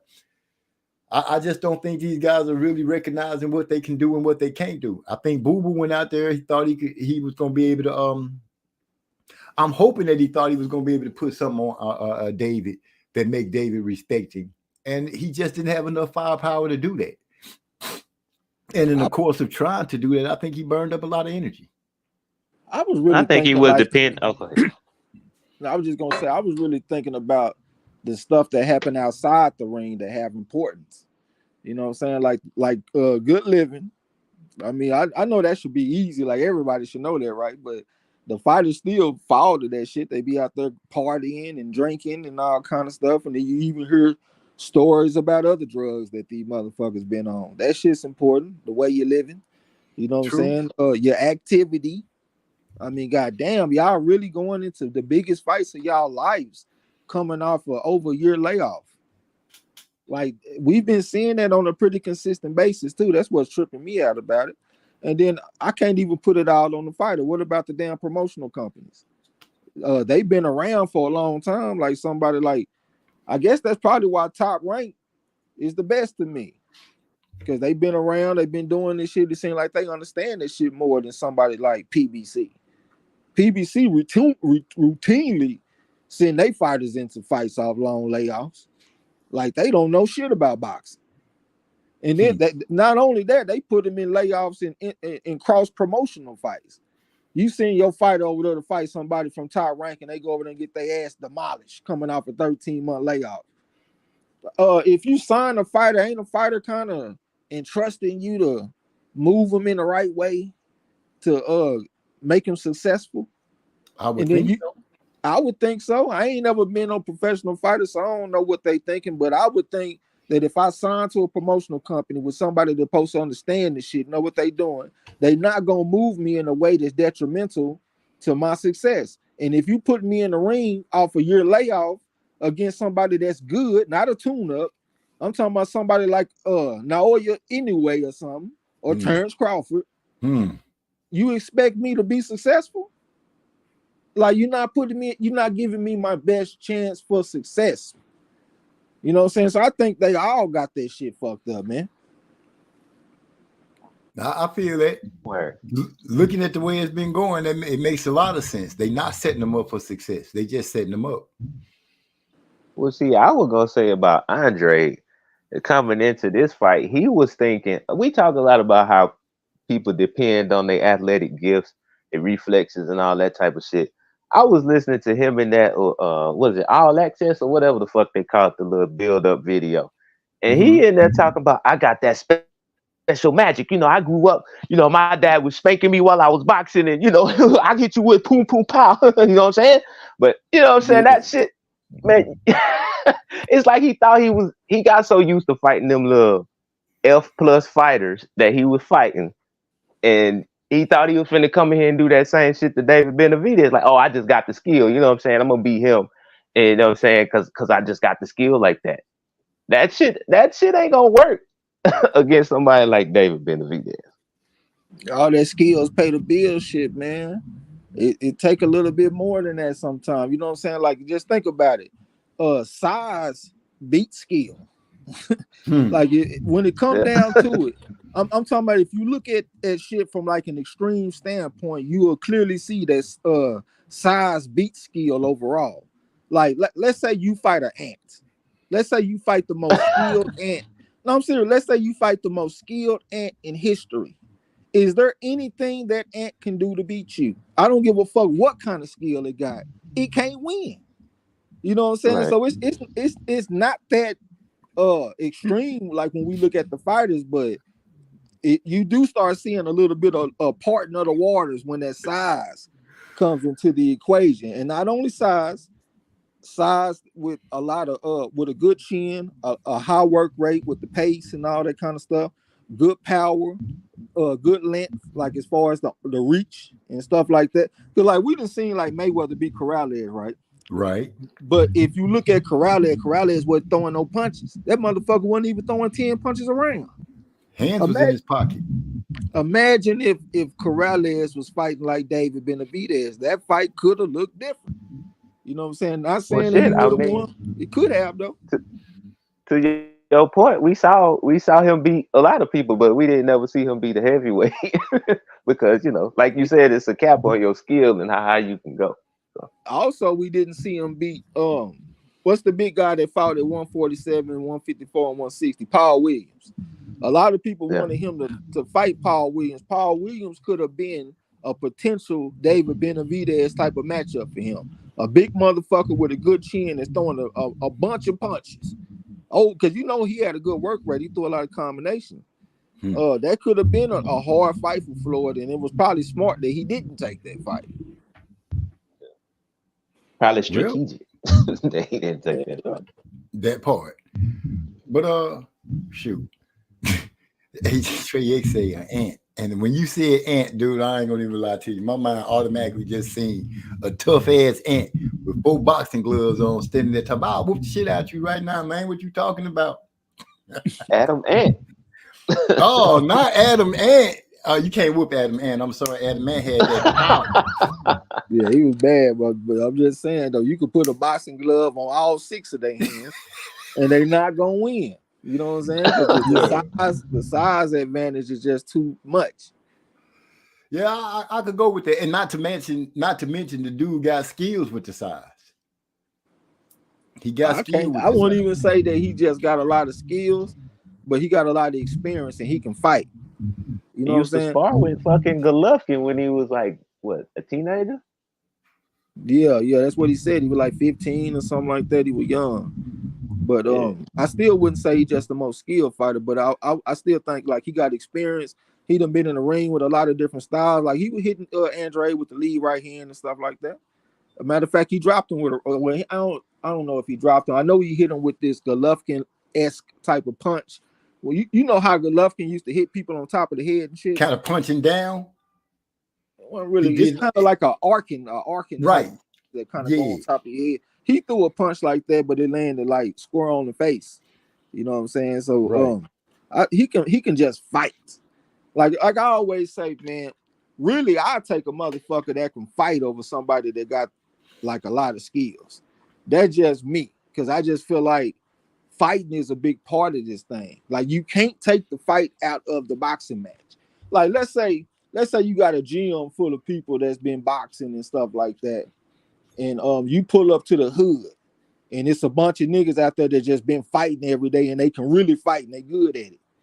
A lot of people will think that the boxers will go out there and blow the motherfuckers out, but it don't work like that all the time. As a matter of fact, one of the guys that went to the gym that I went to at Garland Powell, national champion, he won gold in the national Powell. That motherfucker had a fight at school and got his ass whooped because the motherfucker can fight. You know what I'm saying? And you know, they fight in the streets, so they ain't like they just fight with hand. They gonna pick you up and dunk you or whatever the fuck they got to do. But I'm just saying they fight. And David is the type of guy that's like that. And another person that's like that is David Morrell. I saw David Morrell win gold at the Youth AIBA World Championship street fighting. That's what that shit looked like. It didn't look like no Escuela de Boxero shit or Boxeo, I'm supposed to say. That motherfucker was just fighting. That's why I want to see him and Benavidez so bad. I think that's the best fight that could be made in boxing. David Benavidez versus Dave Morrell, Goliath versus Goliath. Let's see what happened when David Benavidez don't have the reach advantage, because Morrell got a 78.5-inch reach. You know what I'm saying? That's something you're gonna have to deal with. And they both can just fight, and they both emergency fighters. If you look at the faces of the opponents that they fight, look at the turmoil that's on their face. Look at the emergency. That motherfucker be down there looking for some help. Shit, they can't wait for somebody to stop the fight. You know what I'm saying? For real. Bell. Wait, man, ain't you supposed to ring the bell by now? Dude, and that's also something that was good for Andre, because Andre he took a pretty bad ass whooping, but they at least didn't make him take unnecessary damage. When the shit got too bad, they got his ass up out of there. You can live to fight another day. You know what I'm saying? Right. Yeah. Right. It looked like he had got rescued with that bell run. Man, did you see his face when he was walking to the corner? Like he stepped out of a goddamn dryer, like whoo. Did you see his face though when he was walking? Yeah, man. He was looking like, what the fuck is going on right now? Hey, didn't y'all nobody remember tell me that he was coming like this, man? Do y'all remember at the end of the Broner versus Maidana fight when Broner was walking to the locker room and it was two people walking beside him and shit? That's the way that Andre looked to me. That same type of look on his face. I know his jaw wasn't swole like Broner, but that same type of look on his face, I swear, it just looks similar to me. As you say, he had that emergency mode look on his face. Yep, that's what it is, bro. Emergency. It was, man. But you know, in all right, can't nobody say he just laid it down. He didn't lay it down. He stayed on his feet. He tried to deal with it. He got punched one time. He was like, man, let me just hold on for a second, David. Just give me a second. David would not let his ass hold on either. Hell no, David got the bucket and trying to get off me. Take this with you, man. But D did get a couple of good uppercuts in there. I will give Andre a lot of good shots in there. They just wasn't phasing him. And we hear that background noise, Kane. He got that bass in the voice. That low little rumble. Sound like he riding down the street, listen, boom. Are you underwater or something? But Demetrius Andre is not trash for the channels that's trying to dog him and down him like that. David Benavidez right now is the hottest thing at 168. In my opinion, you know, he got the money behind him. He done finally started. His name is starting to ring. The Mexican monster, El Monstro? Yep. Yep, that's it. It just stuck now. You know what I'm saying? It's sticking. They using it. And he believing it. He believing it. And I think that's gonna make him hard to deal with. Once again, that's what brings me to the question is how far can he go at this rate right now? Would David Morrell be able to cross him? I think he'll go until he run into either Bivol or Morrell. I think he'll whoop Canelo. Bivol is a 4.5 and Morrell is a 5. I don't think he beating them. Just my opinion. I know he said he had a lot of success against Bivol in sparring, but I think in the actual boxing match, I think Bivol got too many skills and he got size right with him. And then Morrell is just Goliath right there with him, man. Big and strong, 130-2. Like I said, he won gold at the Youth AIBA World Championships. So I done seen his shit put to the test. I actually seen him win gold on they got the video on YouTube. That's why I know he was basically street fight. But I think he'll beat Benavidez, but if they was to fight, man, that's just a straight detonation. I'm talking about that's dynamite, y'all. That's the best fight. I would pay for that fight. I know a lot of people, man, that ain't pay-per-view worthy. I pay for it. I ain't bullshitting. That is, man, that's the best fight in boxing, in my opinion. You would think it would bring fireworks because they both throw punches and bunches. They both bring pressure. And they both, I know David Morrell looked like he'd be punching hard. It just looked like he'd be punching hard. I can say that Benavidez, he don't look like he'd be punching hard, but I think he got heavy hands. He got fast hands too. Yeah, well, you can't take that away from him, but I think he got heavy hands and fast hands. That's a mixture for you getting beat up. But yeah, I would pay to see Morrell and Benavidez fight. I would not even complain. I would pay to see that fight. I didn't pay for much less. Yeah, that's that. As far as getting action, like bang for your buck, I don't think you can go wrong. Man, so, and you said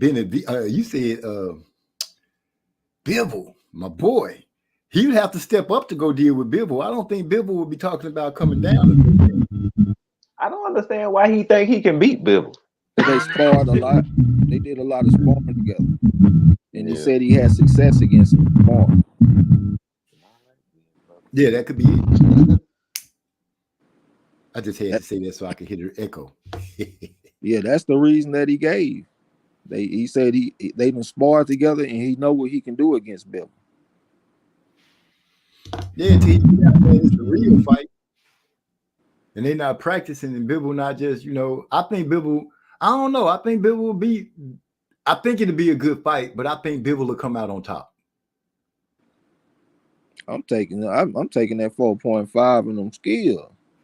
And like I said, he ain't got that major size advantage over him like he do the motherfuckers at 168. Yeah, he just happened to be in the right weight class at the right time. And to put it out there, I think he'll drop Canelo. You think Benavidez will drop Canelo? Yeah.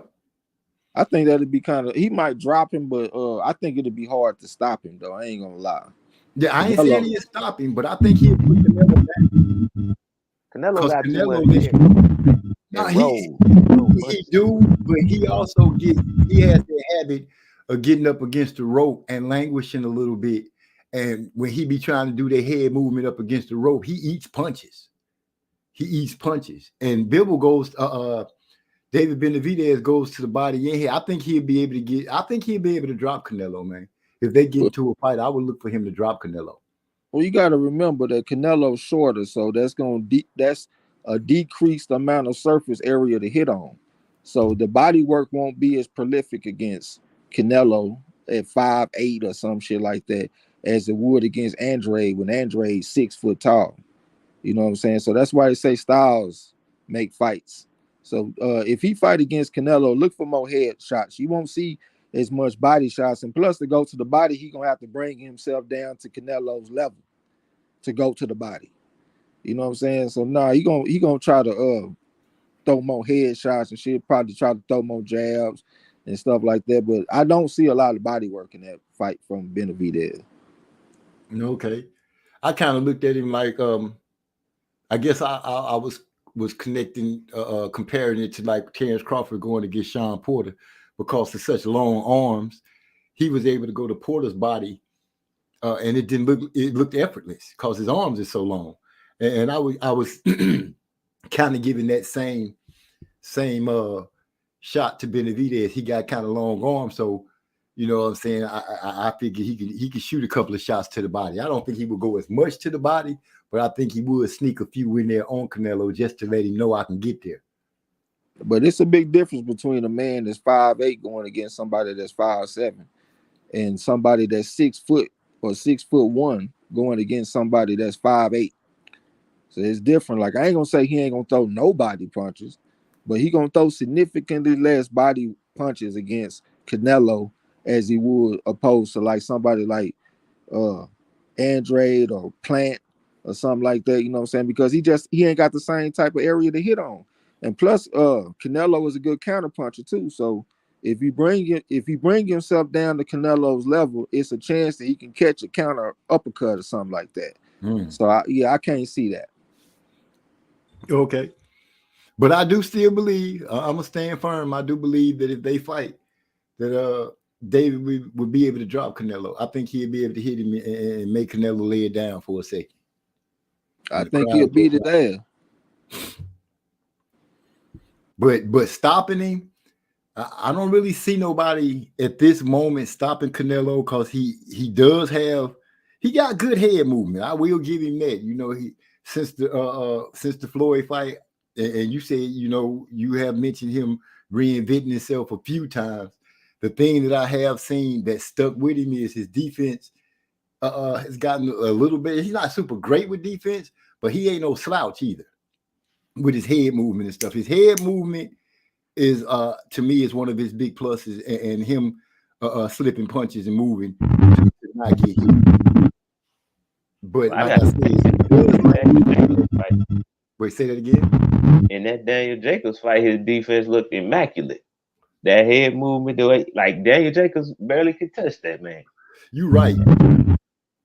He did have Jacobs missing quite a bit. I'm sitting here now just picturing how he would lean back, duck under, move to the side, and Jacobs just catching air, like that video with the music be going. He just missed. He got a good chin too. He done took some solid punches over the years, and he done held up pretty good. I think he might have got dropped early in his career, but I done seen him take some hard shots from Golovkin and shit like that to know that he got a good chin. You know what I'm saying? So that's why I think it'd be hard to stop him. But hey, when it comes to that big motherfucker like Benavidez, man, it's not impossible. He might be the first person to stop Canelo. He might be. But you know, only Canelo know when we'll see them fight. Canelo ain't got the best gas tank, man. We done seen Canelo get tired in the past. How is he gonna react to Benavidez putting his pressure on him like that? And Canelo, he know boxing, man. He know what he looking at.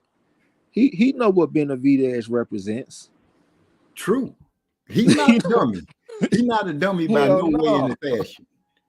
You know what I'm saying? I think people don't take that into consideration about Canelo. He's smart, and I have to say he's a good businessman because, you know, he paying attention to what it is he needs to face, how to keep his gravy train rolling for what he need. He pounces when he know, hey, this is about the right time to try to pounce and make something happen. How many fights he got? He got what? 2 losses? Yeah, he got 2 losses. I don't know how many fights he got. Well, he got about 50. Somewhere close to that, if not that. And shoot, out of all his gambles, he only messed up twice. That was against Floyd and Bivol. He thought he saw something in Bivol because Bivol had a bad showing, went out there and got those hands put on him. Came out with the excuse that, you know, where he let the people make the excuse that Bivol was too big. But I'm like, shit, he beat Crusher. But in the boxing world, all we can do is fantasize and wait for that to happen. And I can't see. say he beat the Crusher, though. He beat Kovalev, but I can't say he beat the Crusher, though. He wasn't because Andre took the Crusher out of Crusher. And plus, he had already lost to Eliada Alvarez, too. He got his belt back in the rematch, but Alvarez stopped him the first time. So by the time that Canelo got to him, Kovalev had him and stopped a couple of times. I mean, yeah, Andre Ward stopped him, but that damn Alvarez laid his ass out. Yeah, that's what I'm saying. That was bad. That was a knockout. You know what I'm saying? Yeah, so that's why I say I can't consider him a crusher no more after that. Yeah. When I first saw the knockout, I ain't gonna lie, I kind of thought it was fake. I was like, did he throw the fight? Because the way he was leaning on the ropes. But then when I seen the punch, I was like, oh yeah, he knocked out for real. God dang, he got knocked out for real. Not to mention, let's not forget, Canelo is used to really being the person that's delivering the pressure. He's used to being the one that's always stepping forward. Yep. You coming up against a big dude like Benavidez, and Canelo smartly lately has been saying, he's been putting it out there. I'm a small guy. I'm a small guy. I've heard him say that in a couple of videos now, talking about, at this box. Like, yeah, I fight at this weight, but I'm a small guy. When he So, start saying that? huh? When he start saying that? Cause hey, that's a drastic change from what I think I can go at the cruiserweight and I can beat anybody. Yeah, but he still has mentioned, I heard him mention it a few times, that even though he fights at a bigger weight, he's saying, I'm not a big guy. I'm a short guy. I might got the weight. Canelo not stupid. He know what to say when to say it. That's why I asked when he started saying that, because it sounded like Bivol might have knocked some sense into him. Yeah. I I'm think. tell you, Go ahead, bro. Canelo versus Benavidez reminds me of Frazier versus Foreman. That shit look like to me, man. You got that shorter guy with the good head movement and shit, bobbing and weaving, and he come forward bringing that pressure, and then he got this dude that's towering over him and able to punch down with gravity assisted punches, and his arms are long enough that he can punch around your guard and get whatever shot he wants on you. You know what I'm saying? Hey, once I start really thinking about this, he might stop Canelo. Now that I think about it again, because you're looking at the type of matchup it is, bro. Benavidez can be able to hit Canelo with whatever he wants to up top. He might not have the surface area for all the body shots, but as far as the head shots, uppercuts, looping shots around the guard, touching them with the jab and shit when Canelo on the way in, he gonna have everything available. Everything. And he working a lot of shots from different angles too. Yep. Yeah, I was just. Hey, bro, go out and come back in, Duquesne, to see if that shit fix it a little bit. Yo, shit sound like Morse code over there, nigga. Not Morse code. All right, give me a second. Okay. But yeah, I agree with you on that, and watching Benavidez, we have learned that he not shy with letting his hands go. He not gonna let you just walk. I don't think he would just let Canelo walk up on him like most people do. They get tired, they end up in the corner up against the rope, and Canelo get up on him, and that's usually when he causes him some damage, or he catch him slipping when they are trying to trade with him in the middle of the ring, and he catch him with one of those hooks that he like to throw. And when you look at him, you pretty much know he throw the same stuff. It's not like he throw something different on you. He literally throw the same stuff, and it's always hard. He practices that way. I see him fighting that way. And I think Benavidez, I would hope Benavidez would use his jab and not shy up and continue to let his hands go and not care that it. I really think that when he get in the ring with Canelo, he might really try to go for the gusto and try to knock that man out. Because I think he might be a little tired of Canelo. I think he might be a little bitter. You making me wait this long. You went after the belt after I lost the belt on the scale. You done came up with, I don't want to fight another countryman. Everything that he's done, now that it came out to me that Benavidez has always been around trying to get at him. It makes me wonder, like I said, Canelo a smart businessman. He's not stupid in no way, shape, form, or fashion when it comes to this boxing, or he wouldn't be where he is. They say he's thinking about fighting Munguia. That's a Mexican. Oh, really? Yeah. But then maybe he gonna get rid of that decree he made. But I remember when he said it, because it came out. What if the black fighters said they didn't want to fight black fighters anymore? It caused that. But Canelo is the one fighter that I can say, when it comes down to social media and everything, he don't give a damn what's being said. That's because he represents Mexico. Yeah. Your shit sound better now. Way better. But if half of the fighters that we see that we like couldn't if they could copy anything from Canelo, I would say they should copy that. The ability to shut out the outside noise and keep moving according to your plan. But these guys, they can't do that. They got to listen to what's being said by people who don't know shit about boxing and let it affect them. Channels that's just rah-rah or hoorah or blah, all that nonsense. Sometimes you're listening a little too hard. You're listening to the wrong stuff instead of being on point and going after what it is you need to go to.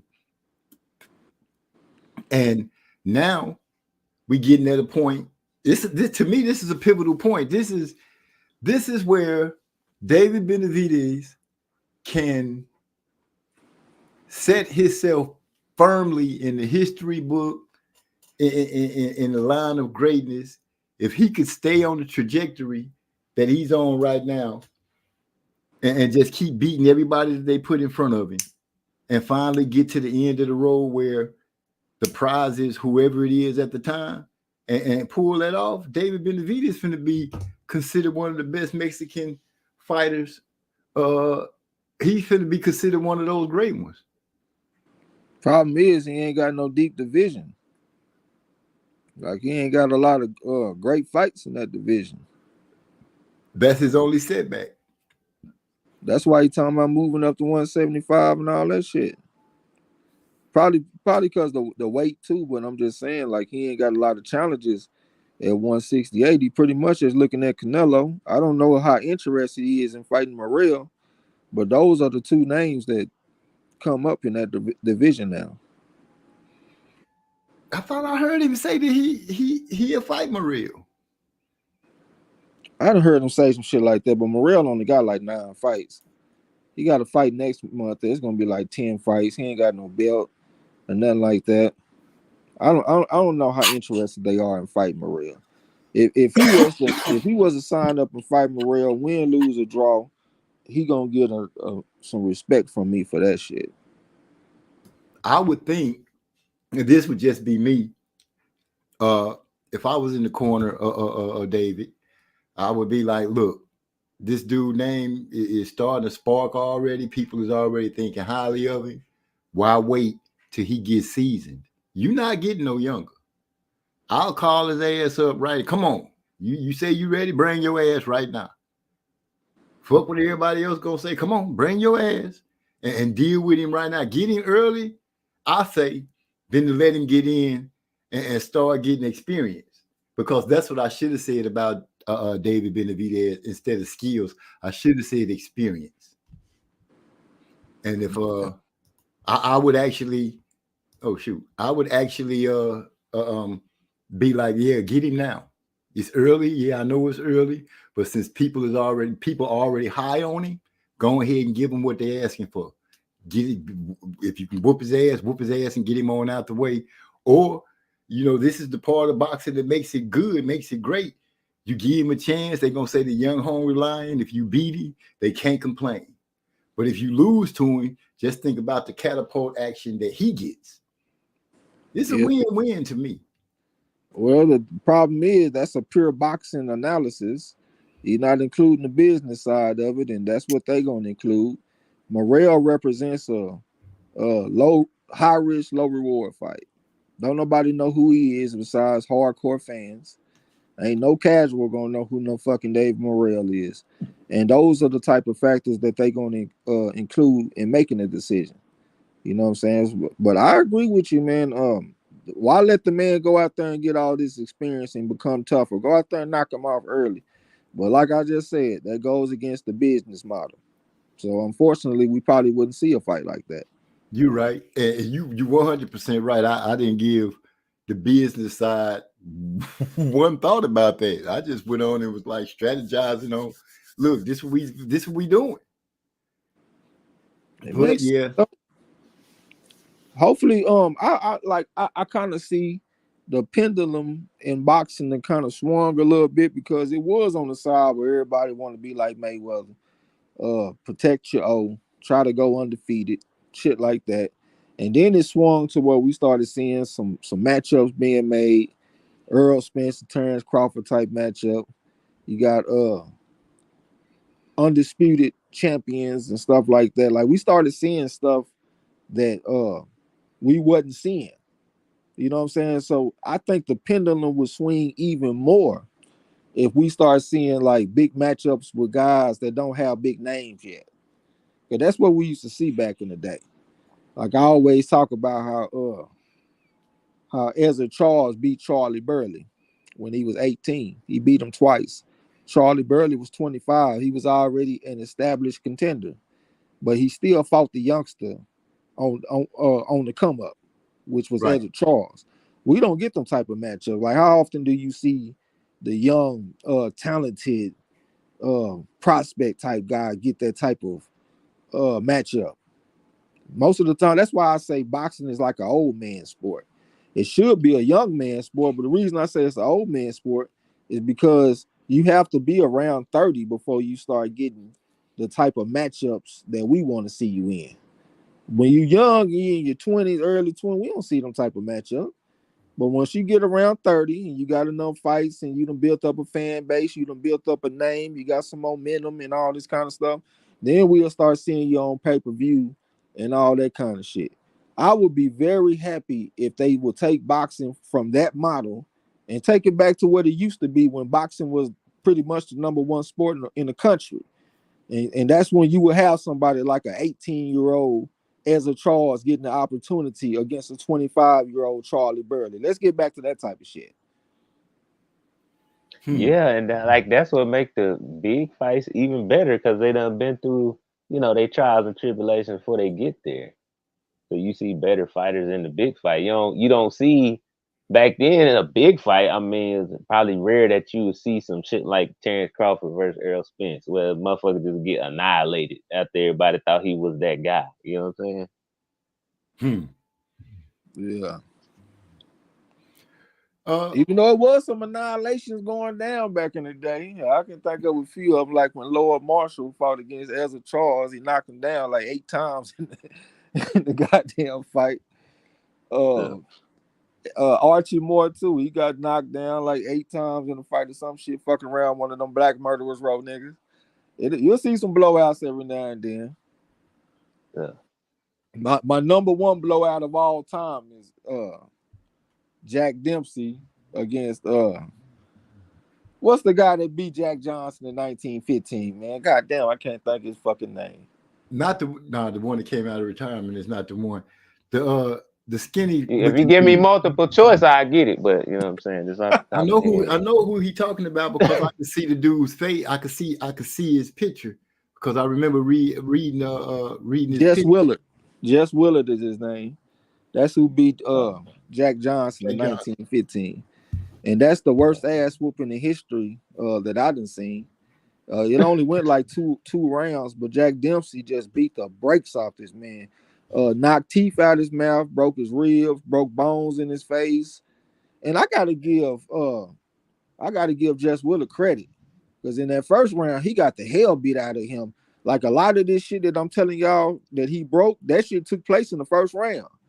And as a matter of fact, Jack Dempsey had made a $10,000 bet that he would get a first round knockout. So he went out there and went for it. He beat the brakes off this man and got a knockdown late. And when the round ended, they thought the fight was over. So Jack Dempsey's people all jumped in the ring celebrating because they thought they just won a $10,000 bet. Right. But little did they know that Jess Willard wasn't done. His people got him together, got the waving them towels on his ass and all that kind of shit. And he came out for the next round. So that man was incredibly tough. I got to give him credit on that. He was actually coming off a layoff and shit too, because back in them days when a heavyweight champion, when they would win, they would actually go on vaudeville tours and shit and be doing demonstrations of the fight that they won the title in. So they all would just kind of go on tour and shit like that instead of being focused on boxing. You know what I'm saying? So Jess Willard was coming off like a 4-year layoff. He beat Jack Johnson in 1915, and he didn't fight Jess Willard he didn't fight Jack Dempsey until 1919. So he had a 4-year layoff. He went off in there with Jack Dempsey and got his ass demolished. Anybody, if y'all want to see a proper ass whooping, look up Jess Willard versus Jack Dempsey, and you won't be disappointed. As a matter of fact, that's Marlo's favorite fight that we watched, because he just was tripping out on the way that Jack Dempsey was allowed to stand behind Jess Willard. So whenever he would get off the canvas, Jack Dempsey just jumped on him because Jess Willard couldn't see him. He was behind him. And he was allowed to do that and just beat the hell out this man. But yeah, that's a hell of a fight right there, boy. Yes, little is it known, old Willard had a bet saying that he was gonna make it out the first round. Yeah. Yeah, we're gonna find that out sometime. We're gonna be like, oh, that man went out there and pulled a stunt. But you got me fucked up. You think you finna come out here and just beat me up in the first round and get paid for it too? No. And then look at the size advantage too, because Jess Willard was like 6'4", and this is 1919. You know, that's definitely a big motherfucker for them times. Jack Dempsey was about 5'10", 5'11", or some shit like that. And he just went out there and just smoked that dude like that, man. That's why Mike Tyson said, I'm Jack Dempsey. Yeah. I'm like, Yep. He always say that's one of his favorite. Him and Roberto Duran and Ali. Yeah. And I just neglected to pull a little chat. I missed a lot. Let me go on up here and make sure I get what our people saying. Sinbad, okay, I seen that. Eric R said a lot of people overrating Canelo. I can very easily see resembling what the Andre fight turned out like with his bum knee and not that big of a gas tank that he is going up against David Benavidez, I'm sure. He said back to boxing, okay. Sis said feel better soon, bro. If you can put some magical shit on that and take your cold away. Everybody speaking to everybody. I agree. People was talking crazy. I don't even bother. I just say straight up. Alvarez can end up the same way because he is smaller than Boo Boo. I'm looking at it. If David stay on his trajectory, like I said, I'm not seeing nobody at the 168 really causing any problem, but I think David Morrell could give him work. But then just looking at it from the boxing aspect, I can come up with the reasons why they should fight. But, you know, like you said, the business side is not going to have that happen right now and put him out there. David is pretty safe with the money behind him at 168. If they can make it intriguing enough for Canelo, intriguing meaning making that bag big enough for him to decide to step out there, then we'll see that fight. But who's going, what network is going to be willing to do that? That heat coming back from Canelo gonna be a lot hotter than the heat coming back from Andre, though. True, but the thing we know about Canelo is you can, if you punching hard enough, one, and frequent enough, Canelo has to reset. When he come in, when you make him put his hands up, you know, David could shoot a couple around that guard and step out, but we know he's not gonna step out. He gonna push forward. Oh, my bad. Go ahead, bro. Go ahead. What concerned me for Canelo is the length of his arms. Like, how long is his reach?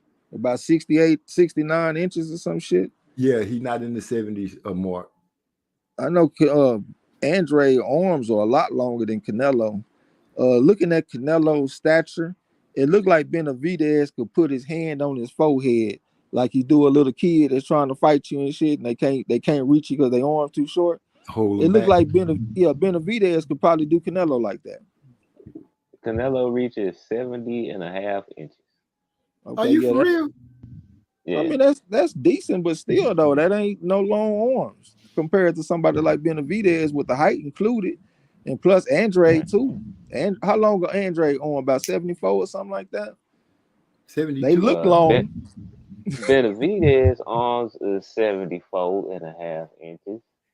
Okay. Andre reach is 73 and a half. Okay, so yeah, his arm definitely looks significantly longer than Canelo. Now look up Morel's reach. This boy got That's 78-inch reach. 78 and a half. That's one reason why I want to see the fight. I want to see how David will deal with that. He got those Yeah, monkey 78 and on. a half. He Yeah, got monkey on. And they're the yeah, same age too. He's 25. yeah, they youngsters, yeah, and they prime. Man, Oh, hell no.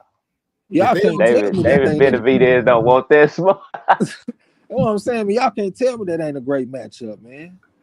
yeah, That's a man, after seeing Morel do his thing and knowing Benavidez got that attitude, I think Morel got that attitude. Yeah, that's gonna be like I got goosebumps right now thinking about them fight. and Morel. He done beat some pretty tough guys. He beat Lennox Allen. I know people might not think he's just a great motherfucker, but he's extremely tough. He's only been stopped by Adolf Newley. He also beat Kelvin Henderson. He's extremely tough too. He done went out there and went the distance against Isaiah Steen and stuff like that. He stopped Adolf Newley, even though Newley was coming off a layoff, but he got sent to the hospital fucking around with David Morrell. You know what I'm saying? But these are some pretty tough guys that Morrell was able to put in emergency mode.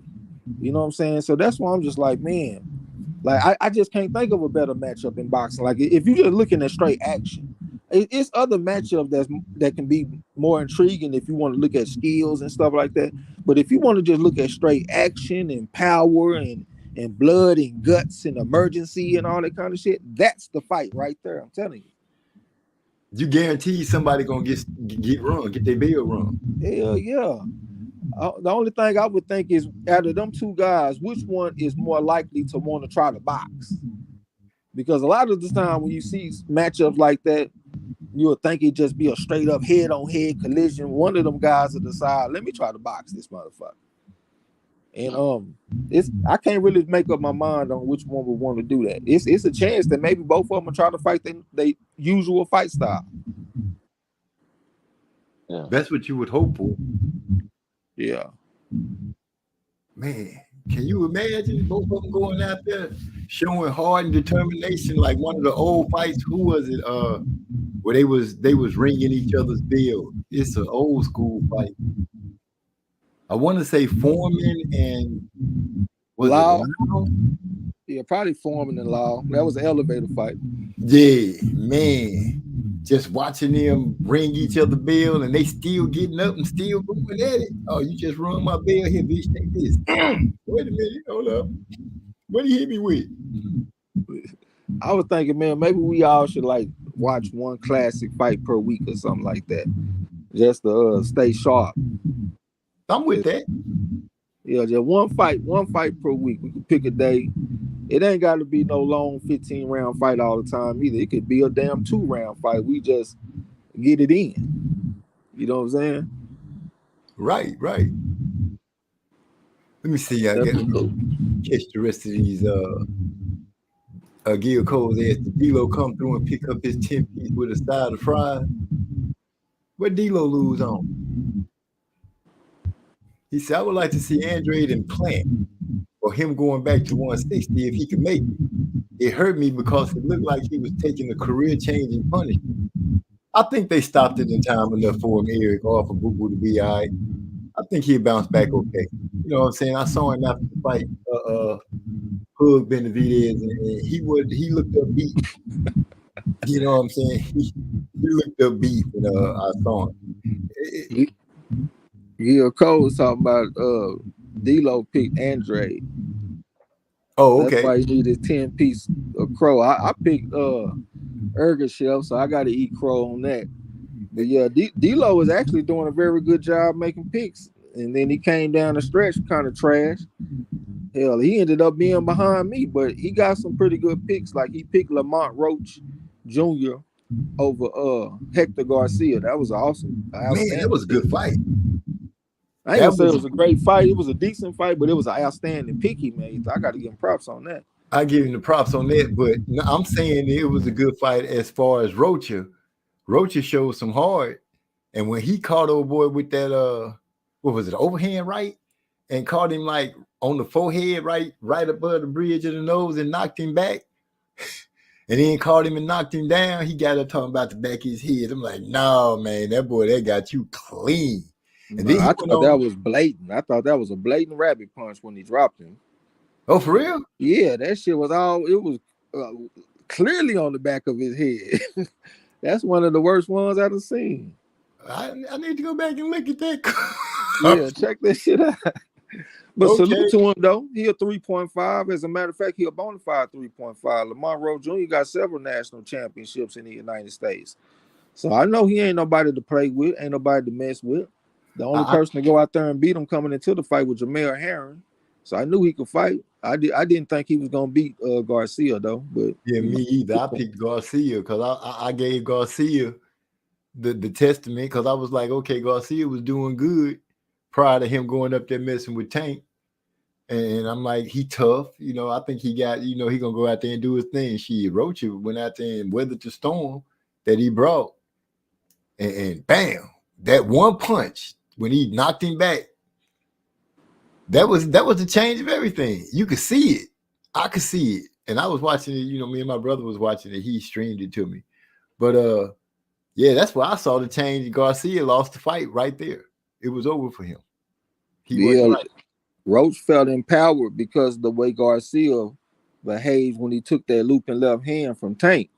He said he felt like he ain't got that type of heart that fighters have. So he felt very confident coming into that fight. And if you looked at the weigh-in, he showed some pluck. Like when they did the face-offs and shit. He just showed a lot of confidence, a lot of gall, audacity. So he definitely had the attitude like he was coming to win. So salute to Lamont Rose Jr. all day. He one of them tough fighters that I respect in the game. I done seen him take some pretty hard shots and shit. He just stayed down with it and it paid off for him. So salute to him. Salute. Moody Treyworth in the building, man. I'm getting down so slow and so late, but appreciate you coming through. Salute. He said, yeah, trainers today are more employee mode. Yes, we were speaking on the trainers stepping up and taking charge of their fighters. He said, yeah, but trainers used to be more like a father figure. I would think that most people, when you think about a trainer, they like a second father. You know what I'm saying? As a matter of fact, some fathers, they go seek out the best trainer to entrust their child to. Like you kind of like his father when I'm not around type shit. Just like football and other sports. You know what I'm saying? You got kids that grew up without a father. The coach kind of becomes like not a surrogate, but like a foster father or some shit like that. I know what you mean. Yeah. So my high school coach was like that. Ken Hardley. Love that man. White dude, but he was a good man. And he had pretty much an all black basketball team, but none of us, you couldn't find none of us to say anything bad about him. His son was like a little brother, always at the practices and everything. So I know what you mean, and I got a dad, but this man, he was there to talk to. He would listen to problems, try to help you get through some things. Always gave you good advice, but never tried to tell you what to do. Hats off to Ken Hardley. That's the way my coach was too, man. Coach Ball. He was definitely like a second father figure. Not just to me, to the whole little old stable.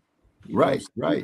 Like he was just concerned about everybody's safety and shit. Not as far as like keeping people away from folks that could fight, but like making sure that you got everything that he felt like you needed to be good in the ring. And that was some defense and a strong jab. If you did not have that, he was not going to allow you in the ring. You definitely had to prove that to him. I appreciate that guy, man, because boxing was different before I met him. It was going to war all the time. Always walking around with a black eye, all this kind of shit, because I'm going to war every day. And that motherfucker taught me, he was like, man, it's not about going to war. Boxing is hit, don't get hit. And he took the sport. I love the sport, don't get me wrong, but he made it more fun because it's more fun when you can hit somebody and they can't hit you as opposed to going to war every single time you get in the ring.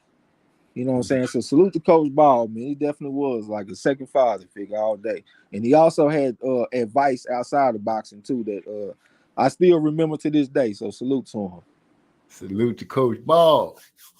The Bullet. Okay, the Bullet. We got that was go ahead. No, I was just saying that was his alias. That was his alias. Okay. Lynn the Bullet Ball. Okay. Eric R came in and said Boo Boo probably looked at planting the real fight and didn't take in consideration that this is a different fighter now. Speaking on Benavidez. And then Moody Trevor. Though they Andre got more knee flexion than both of them. He make himself like, man, I'm telling y'all, I'm 5'9". If I get in the ring with Andre and we start fighting, he's not gonna look that much taller than me because he got so much knee flexion.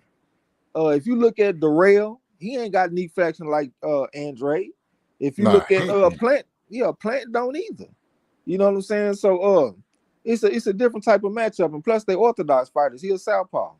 So they was able to step around and use the jab and stuff like that. It's not going to be quite the same with Andre. He got to throw the lead left hand, come back with the hook and all this kind of stuff instead of just working off the jab. So, yeah, it's a different type of matchup. And moving down, Hyphy said PBC was forced to match all their fighters tough and on the fast track due to the lack of TV dates. Well, if that's what's happening, it's giving us fights. You know what I'm saying? It's not the fact that somebody lose; it's the fact that they actually fought. That's the best part of the sport is that the fighter get his ass out there and fight.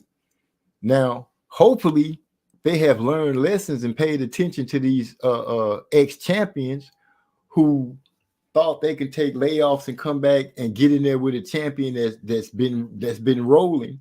Hopefully, they learn a lesson and start clamoring to fight a little more. Taking fights. Some fights you might not want to see them in, but heck, if it's going to keep them busy, let it be so.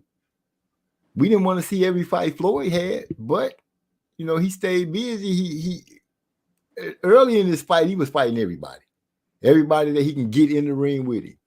These guys, if they just fight, we're going to see what the landscape turned into. That's all I can say. I think Little B-Hop spilled the beans. I started distrust PBC once Little B-Hop, he said, Christopher Colbert, he said that his goal was to fight one time a year for $1 million. And him saying that made me think that that's a conversation that they had. Like, this is the direction that we can go with you. Just have one fight per year over $1 million. And you on point. And he said that was his goal to get to that level. So now that to me, it looked like they planned in this low activity type shit. That's something that they sit down and they talking about and they discussing. You know what I'm saying? So that I had a big problem with that. I got a problem with that because that's taken away from my entertainment. Come on, Al, I know you can't be doing that shit. Not only that, you ain't putting yourself in the best position to be successful if you only fight one time a year. Heck no. That's a layoff. Exactly. That's a layoff. Oh man, that's what I'm talking about, man. These guys need to open up their eyes and see the layoff is hurting you. The layoff is not good. That's not good. It's not. I don't care who you think you are, how good you think you are, how much skills you think you got. If you get in there with somebody that's on their point, you're going to get beat up. I done seen it happen to pretty much all of them that took the layoff and came back and thought they were just going to do something. Jumping in the ring with somebody that's already running around acting like a pit bull. You've been on the porch all year. Now you're going to think you're going to just jump off the porch and you're going to have nah, man, stop it. Come on, people. But you're right. The business got these boys doing it the wrong way. And dare I say, Top Rank, they doing their thing. They people fighting. Yeah, they do. Like, look how many times Jared Anderson done fought. I think he done fought like 3 times this year already or something like that. Yeah, I think he's going on his 4th fight. They definitely more active with Showtime. Not Showtime, but Top Rank all day. Yeah, all day long. Yeah, they showcase them amateurs and shit. Not amateurs, but prospects and shit all the time. I got a lot more trust for Top Rank than I do PBC or the Zone. Yeah. That boy Eric R say the world's strongest fleet. The one with that mustache when you was talking about, I don't care if you get the strongest ant in the world. He ain't gonna beat that boot. I don't care who he is. He said, what about Benavidez and David? I have my hesitation. I think the buck stops with Bivol and Benavidez with David. You know, those 2 dudes is already at that weight class, and we know they could fight. We know they could fight. I don't know if David gonna go in there and just do them like that. He not. That's a bona fide 5, man. I know Andrade is too, and Andrade was coming up from 150. He was blowing up one middleweight. You know what I'm saying? Right. This motherfucker better be. I don't even know how he make 175. Look at that dude frame, man. That motherfucker strong as hell for that weight class. Hell, he was fighting against Usyk and shit in the amateurs. Hey, do y'all got him stopping what's his face? Callum Smith. Who? The only reason I would think about a stoppage is because Callum Smith is coming off a layoff. But I have tremendous respect for Callum Smith's toughness. Oh, okay. I would say, yeah, he gonna stop.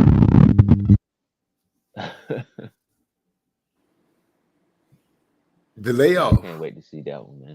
The layoff. Yeah, Callum Smith hasn't fought since he stopped Matthew Bardalik in like 4 rounds. Yeah. See, he didn't even get warmed up in that fight. Yeah, and I think he was coming off a layoff before he fought him.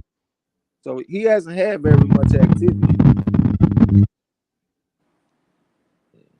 Huh. I just want to see if he's gonna continue this knockout streak. You got a tough guy, man. That Smith family very tough, man. And I done seen a lot of toughness from Callum Smith in particular, so that's why I think it'll be tough.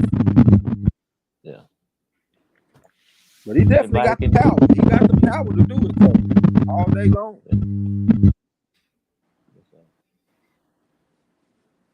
And plus, Callum Smith, I think he won either silver or gold at the Commonwealth Games too. So he got a background behind him. Okay. Your internet doing it again.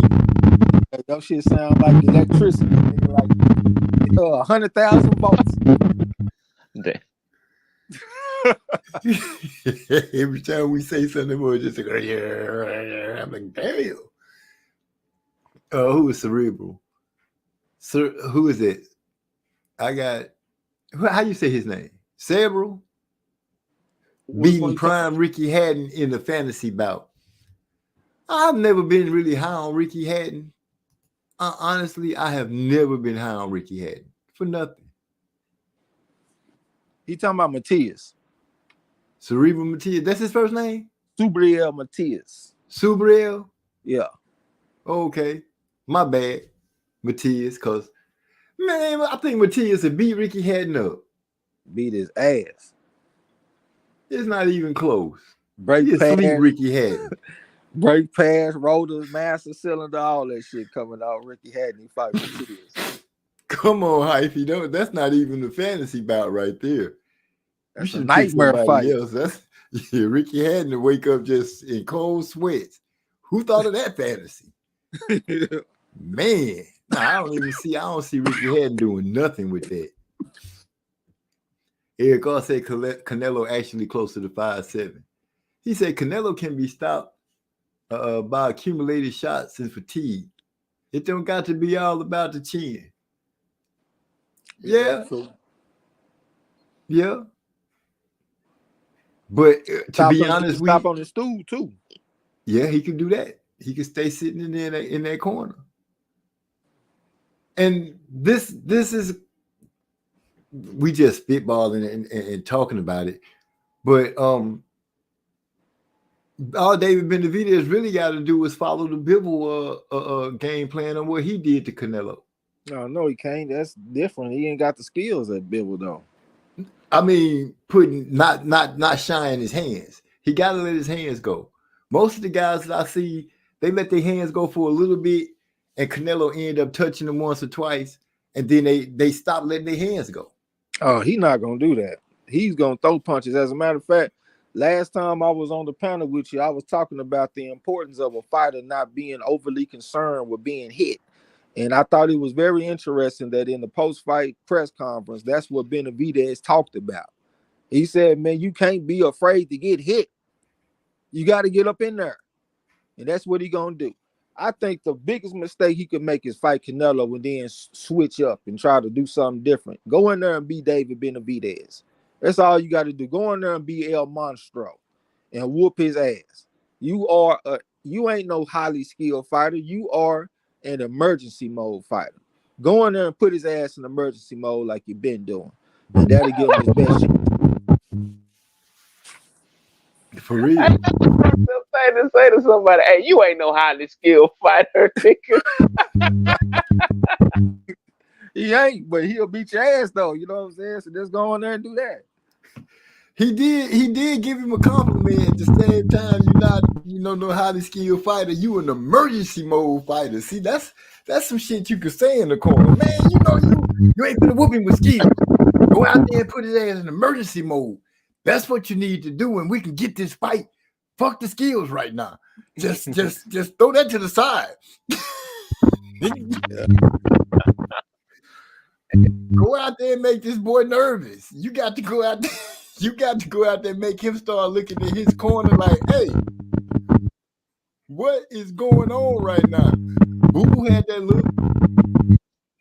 Yeah. It was like, damn, just bewilderness. I guess that's the best word for. He was bewildered. Hey, you inflate the hell out of motherfucker. You like, you got to go out there and be yourself. You can whoop this motherfucker. You ain't no highly skilled fighter. Like, wait, hold on.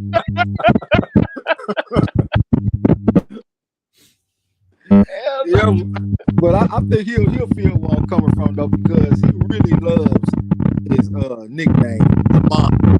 So I think he'll gravitate towards that. Go out there and be the Monster. You know what I'm saying? Yeah. I feel. Here go Hyphy. He said, I'm really not tripping off Benavidez anyways, because my fighter at 168 gonna stop him easily. Who you talking about? Probably Morrell. That's the only person I could be thinking of that he could be thinking of. Yeah, I don't think he's talking about Canelo. But I know Eric R talking about Canelo when he said he didn't know what he was looking at when he saw Bivol. He thought he saw him in a bad fight, and he thought he could exploit that. What was the bad fight? Well, Bivol didn't look that good in his fight before Canelo. That's what the consensus was. And he even had spoke on the fact that he was like, I just get in there and I'm just going through it. But since this is supposed to be the best fight in the world, I'm gonna show y'all. I remember that interview. It wasn't those exact words, but it was close along those lines. Yeah, he had fought that big tall guy too, that Eastern European, and before him, he fought against Spider Richards. So he was fighting guys that was over 6 foot tall. He fighting people that's like 6'3" and shit. And then he fight against Canelo. He fighting somebody that's 5'8". So anybody that was looking at that performance and making a pick based off of him fighting tall people, they wasn't taking into consideration that it's about the stylistic matchup. Like he's not fighting a big tall motherfucker. He fighting somebody that's short, that's tailor made for him. You know what I'm saying? So that was really like an easy one to see. Yeah, I think he was speaking on the fact that Canelo didn't see it. Yeah, he got his ego inflated. That's why you talk like the Kane was talking about the motherfucker was speaking on going up there and fight Junior Ilunga for the cruiserweight title and all that kind of shit. Hell, he might have thought I think it was some people saying he felt like he could be Usyk and all kind of shit. So that he just had to get brought back down to earth. Getting too big for his britches. He came down on a meteorite. It got too big for his britches, man. That's all. Eric where he say Canelo adopted the decree from Oscar late in his career. He was the first guy that said don't want to fight his countrymen anymore. Well, I didn't know Oscar De La Hoya had said that. Man, them motherfuckers be getting away with a bunch of shit that we can't get away with. Imagine a black fighter go out there and say some shit like that. Yeah, run him out of town. We ain't gonna fight no more black fighters. I saw some dude in the comment section talking about Mexican power and all this shit. And I said, man, y'all would be crying a river if we was walking around talking about black power. Like, I understand that the Mexican fan base is very significant when it comes to the fight game, and I respect them. I respect how much they love boxing. Like, if you go to a boxing gym on Jupiter, it's going to be some Mexicans in there sparring. But at the same time, I think they fucking fan base is annoying as fuck. And they hypocritical, and they get away with shit that other people don't get away with. That's just what I feel. I don't like to make shit about race, but that is something that I observed. How they get to Jupiter? They have extra people stuffed in the rocket ship. If you open up a gym, they will come. Okay, I guarantee you. Say that again. Yeah. I said, come on, man. That nigga said they had extra people stuffed in the rocket ship. Yeah. You know how they be giving each other a ride? They look out for each other. I'm just keeping it real.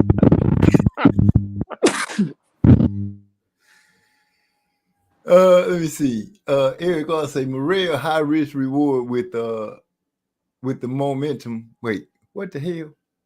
Morel high risk, low reward with the moment. At the moment, David is at. From a promotional standpoint, not as a boxing fan, something about this that's not right.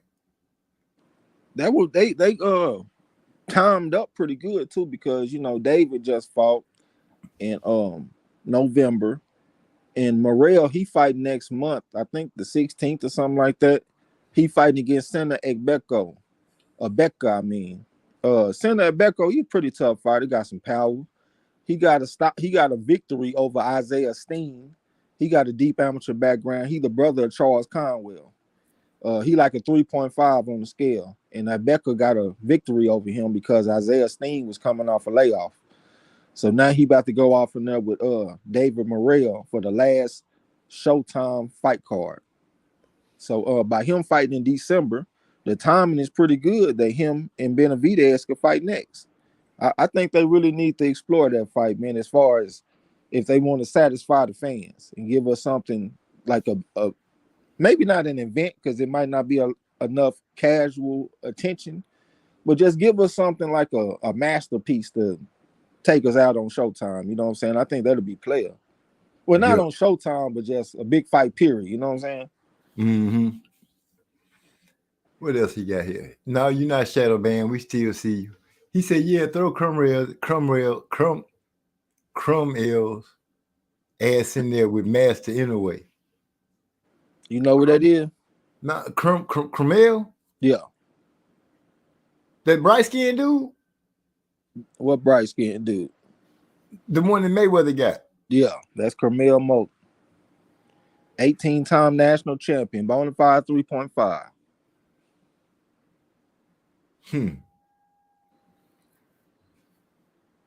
He said, "Come on, man, this is just unnecessary." He said Willard versus Dempsey was the original Spence versus Crawford.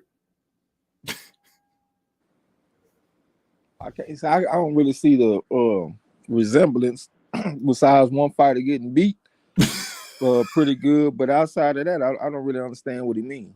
I think that's exactly what he mean. That ass whooping. Too soon, Eric. Too soon. He said Morrell got Scottie Pippen reach. Rod X in the house, man. Glad to see you come through. I'm just late on scrolling down, so if you're still in the house, I appreciate you. He said, "What's up, my people?" Salute, champ. We still waiting on them test goals. That's He what's up. Yeah, posted it yet. Nah, you ain't posted test goals, man. Him and Big Bro say that they picked Rocha too. The past few geeks, the past few weeks, I've been finishing in the top 10. Big Bro said he picked him.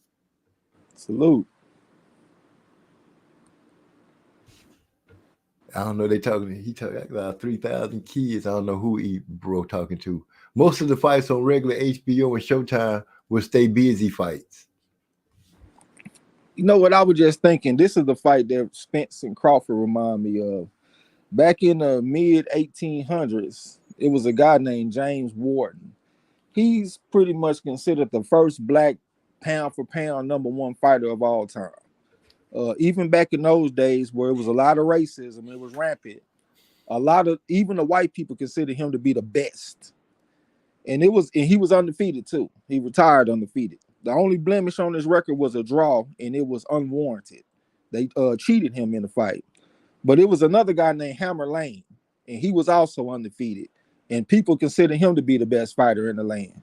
And they got together a few times and tried to make the fight happen, but the fight they couldn't agree. And a lot of the time it would come down to weight. James Warden was a little bit smaller. I think he wanted to fight at 150, and Hammer Lane wanted to fight at 155. And that kept them from fighting a few times. But then James Warden, he threatened to retire. And that's when Hammer Lane came around. We're like, okay, fuck it, we'll have the fight at the weight that you wanted. And they had the fight of the century at the time. 2 undefeated fighters in their primes. And James Warden went out there and got the victory. Hammer Lane was beating him at first, but then James Warden got a slam on top of his head and got his ass up out of there. This was like in 1859 or something like that. And I think that's the first Spence versus Crawford fight. 2 undefeated phenoms going against each other.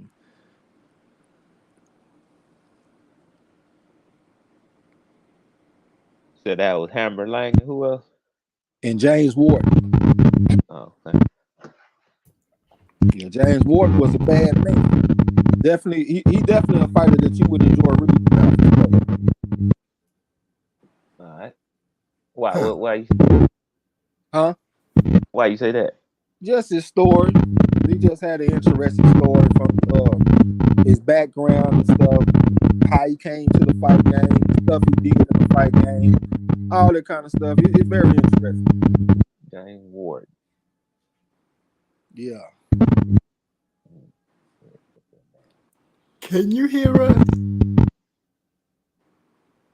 What'd you say, OG? I was wondering if we can hear what we talking about. Are we loud and clear? Yeah. Why you say that? So you don't hear that? You don't hear that right now that's going on? No, I don't hear it. What is it? I can't explain it. It just sounds like 500,000 thunderbolts. But it's kind of weird because when you was talking, I didn't hear it. Then when OG started talking, I started hearing it again. Maybe they saying they don't want to hear from me no more. You see, Eric also said you admitting that your end game is to be a fighter with one leg in, one leg out. He talking about the B-Hop situation that he spoke on with PBC. Rod X said, big time boxers need to stay busy, stay need to have stay busy fight for the big fight. Everybody needs to stay.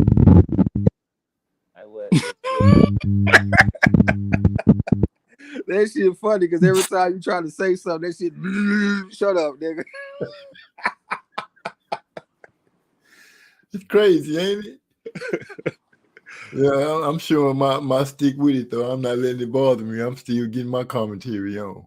That Caleb Smith KO of Alvarez was vicious. What? Callum Smith stopped Eliada Alvarez? I don't know. I don't remember that shit for some reason. He said Smith won the Ali Trophy. Derek Bailey in the house. He's saying salute to everybody. Glad you came through. Salute. Who you say, Yasser? No, Derek Bailey. Oh, Derek Bailey, salute. I thought I might have saw Yasser too. Salute to both of y'all. Rod X said, I wasn't a very big fan of David Benavidez, but I was very impressed with his victory Saturday. Well, it was kind of in the forecoming, the odds was against Boo Boo. I'm gonna stick to the fact that I say that Boo Boo couldn't do something to David to make David respect him and not go forward. It was gonna be a hard win for Boo Boo to get. I didn't see Boo Boo getting knocked out. I thought he was gonna have enough sauce in his game to keep him from doing that, but I did see him losing a decision. But when he started walking back after that after that hook, they called him. Was it a straight? It looked like a hooky straight. Whatever it was, it caught his ass good and clean, and it was over with from there.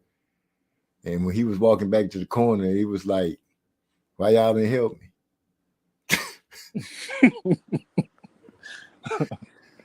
I don't know, man. He didn't look like no fighter that, like, the bell ring, you look at the fighter and you see, yeah, it's finna go down. You see that in their face. His face didn't have that. His face was like for real. Like, dude, what's going on? What's happening? Like, did you hear what the referee told him? If he didn't he say if he give him another round like that? He said, I ain't watching that shit again. Like, you pretty much saying, I ain't watching another round like that. Get your shit together. And as a matter of fact, that's when they quit. They were like, man, fuck it. Fight off, man. Shit. I'm going out there for that shit no more. We're not going to even take the chance. Because you go back out there, you was dangerously close to getting put down again. And who knows, we don't want to see you laying down there asleep, snoring. Because they're going to put the camera all in your face. And fatigue makes cowards of all men. So that gas tank get low. That confidence and courage get low too. Shit. Yeah, you got to be a special individual to be able to push through that. Somebody hammering on you, and you just say, "Fuck it, we finna just go on and get it." But yeah, his gas tank got drained. They must have gave him the wrong kind of petrol. Nah, that's just what I was telling you. Benavidez made the man engaged the whole time. He ain't even give him a chance to breathe. Like, that shit reminded me of Luis Nery versus Brandon Figueroa. Because Luis Nery is a southpaw. Figueroa is one of them rugged Mexicans. They got the size. He can switch back and forth and shit too, orthodox and southpaw. And he just kept on coming at Nery. Nery was winning rounds. Like, we calling the fight, Marlowe scoring the rounds for Nery. But I'm like, man, it looked like he winning rounds, but Figueroa is chipping away at his ass. He imposing his will on him. And he got him out of there in 7 rounds. So that's what it looked like to me, man. That big motherfucker was just imposing his will and making them fight every second of the round. Ain't no stepping back and let's take a deep breath. Ain't no rest for the weary. We here to fight. And that's what you gonna do for every second that we in this ring. And that shit just wore the man down. He ain't never been in front of nothing like that before. I take that. Oh, we got Yasser in the house. Hey, y'all still can't hear. We can hear you. Just got thunderbolts. You sound like Zeus. Now, let me come back in.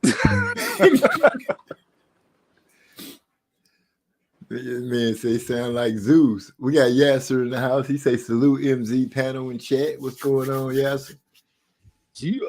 And he come in with a quick joke. He say Canelo went vegan for the Bivol fight. Mexican horse meat. Canelo was different. He would have fucked Usyk up. Yeah, y'all got Canelo messed up. He gonna get back on them street tacos on y'all ass. He said, where do I find this test? That's what Rod X said. Where do I find the test? It's on Discord, man. We'll drop the link again. Or you can just scroll up. You shouldn't have to scroll up too far where you'll start seeing it. It ain't that hard. It's only 70 questions. The Kane got the highest score so far. He got a 93. I got a 90. I got a D. Gil Cole's got an 84. D-Lo got an 86. OG got a 65. That's the D he's talking about. Eric R got a 75, and I think Chris Rayner also got a 75. So yeah, that's how the shit scored out so far. That boy Yasser say, who going out for a jog? Bear wind noise. Yeah. Okay, take it off mute, Decane. Let's see what happened. Wait. Oh, it sounds all good right now. It's gone. So I'm straight right now. Yeah, you straight. Yep. You said Andre ain't never been in front of nothing like Benavidez, right? Yeah. Yeah, see that's what I was thinking before the fight. Like I wanted Andre to win, but I still remember how he looked in front of Liam Williams. And that dude, I mean, he a small dude. He ain't on David Benavidez level, but that shit had Andre on the run for real. So I just didn't think he would be able to hold up in front of somebody. Benavidez side.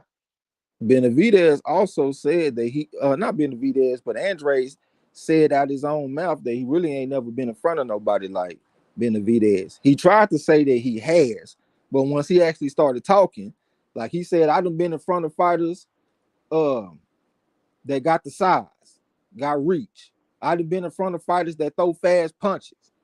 But he actually, my bad, I take that back. He actually said that he ain't never been in a ring with nobody that had the size and threw a lot of fast punches. So I give him credit. He actually did admit that. I forgot. But yeah, he pretty much said he ain't never been in front of nobody like Benavidez, and it showed. Yeah, most definitely.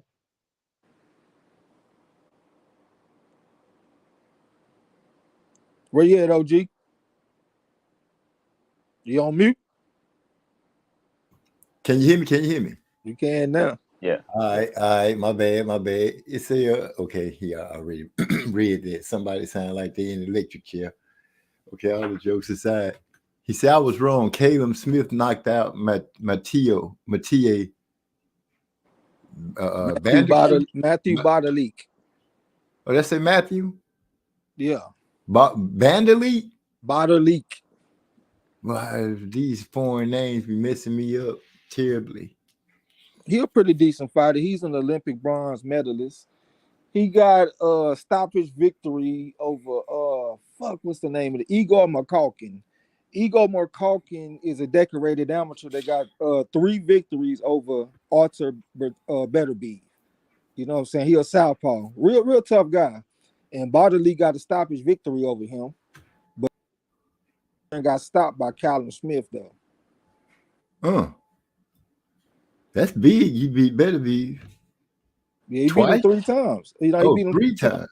Beterbiev was 395-5, and all 5 of his losses came against 2 men. He took 3 losses against Igor Makalkin, and he took 2 losses against Alexander Usyk. That's something to think about. He said, I respect Andre's performance. This from Yasser. More than the egg Charlo laid with Canelo. Andre could have easily taken that approach. Easily. Oh yeah, all day. But he fought. Yeah, he fought. And that's what we expect. You know, he fought. Man, I'm so glad the Thunder and Lightning gone. So I got this Asian friend that got money, right? And you know how I be giving people nicknames. So they telling me I'm wrong for calling the man Ching Ching. I don't really see nothing wrong with it. What you think? You wildin', man. Hey, that's a Cracker Jack box joke. Not for real. Oh, okay. My boy named Ching Ching. That's his real Well, name, or that's the name you gave him? No, that's what I call him. I call him Ching Ching because every time he come in the store, he got money. He got. So I might when he come in, I'm like, oh, Ching Ching in the house. Oh well, in that how do he context, feel about it? yeah. He always be like, "What's up, man?" You know, it's like it's cool. He ain't never had no frown on his face. But one of my employees gonna be like, "Oh, you wrong because you calling that man that and he looked like that." I'm like, "What?" It didn't even cross my mind. If he ain't tripping, then it's cool. Yeah. Just a He ain't natural trip, how we reaction. gonna trip? Yeah, but you know how people be. You know, everybody want to be politically correct. Yeah. Like, damn. Hating on a man nickname. This is the best picture I can get for the Andre fight. I really didn't want to get that other picture. But he was like, I figured he looked like he was protecting himself right there. Yeah, I think he got caught though, and that's right there. Just you ain't got to that point yet. But he was trying to hold the phone on the looping right hand, and that bitch got through. Come on, when he got dropped. Yeah. Yeah. Yeah. Yeah, he held the phone, but he got hit in the place where he didn't have the phone at. Where he He got disconnected. He holding the phone like, hello, hello. You know what I meant? Do. I'm sorry, the number you're trying to reach has been disconnected. Wow. Go on, lay down for a hot second. You be all right. And that's crazy because people was thinking of Andre as this like slick defensive fighter. Do we still think of Andre like that after that performance? I do. It's just that's a situation that your defense really ain't gonna help you all that much. Like, how you gonna block or hold the phone when this man can hit you anywhere because his arm's so long? Especially when y'all in close. Like, if you in a hot guard or something, bro, he can loop them shots around the guard so easily. Like, I literally be sitting up there watching Benavidez pick his shots. Like, I be looking at his face, looking at his eyes, and looking at him searching for shots to hit your ass. Like, looking for openings. Because it don't even take no science. All the man got to do is just find where you weak with your defense and just attack because his arm's so long. Right. Yeah, I ain't gonna take that away from Andre, man. Andre was just in a ring with a style. Situation. Yeah, that ain't hardly nobody gonna be favored over that style at 168. Hell, we can take it back in history. Shit, it was 168 pounders, man. Benavidez got action against pretty much all the motherfuckers because he's just so big and strong. And his arm's so long and his gas tank so good, and he got good power, and he got a lot of tread left on the tire because he only 26. Like, man, and plus he ain't got no deep amateur background to where he got a lot of wear and tear. He only had 30 amateur fights. So he fresh. He bringing all that shit to the pro. Like, man, that's a tough style, boy. Man, this boy Eric Arceli, he say some of the niggas Trey X be naming sound like generated fighters from Fight Night. And then he say Demetrius Andre was holding a flip phone. Yeah. Hell no. Man, he just went out there and ran against, like you said, the wrong style. If he could make the lower weight, I think that would be the best spot for him. Because he can't keep running up against this right here. But then again, he wouldn't have to keep running up against this. You know, he'd be all right. He'll be all right. Yeah, I think Andre whooped almost all the other dudes. Yeah, I think he'll whoop Charlo. Oh, yeah. All the motherfuckers at 160. Put him in there with Edgar Berlanga and see what happens. He'll whoop his ass.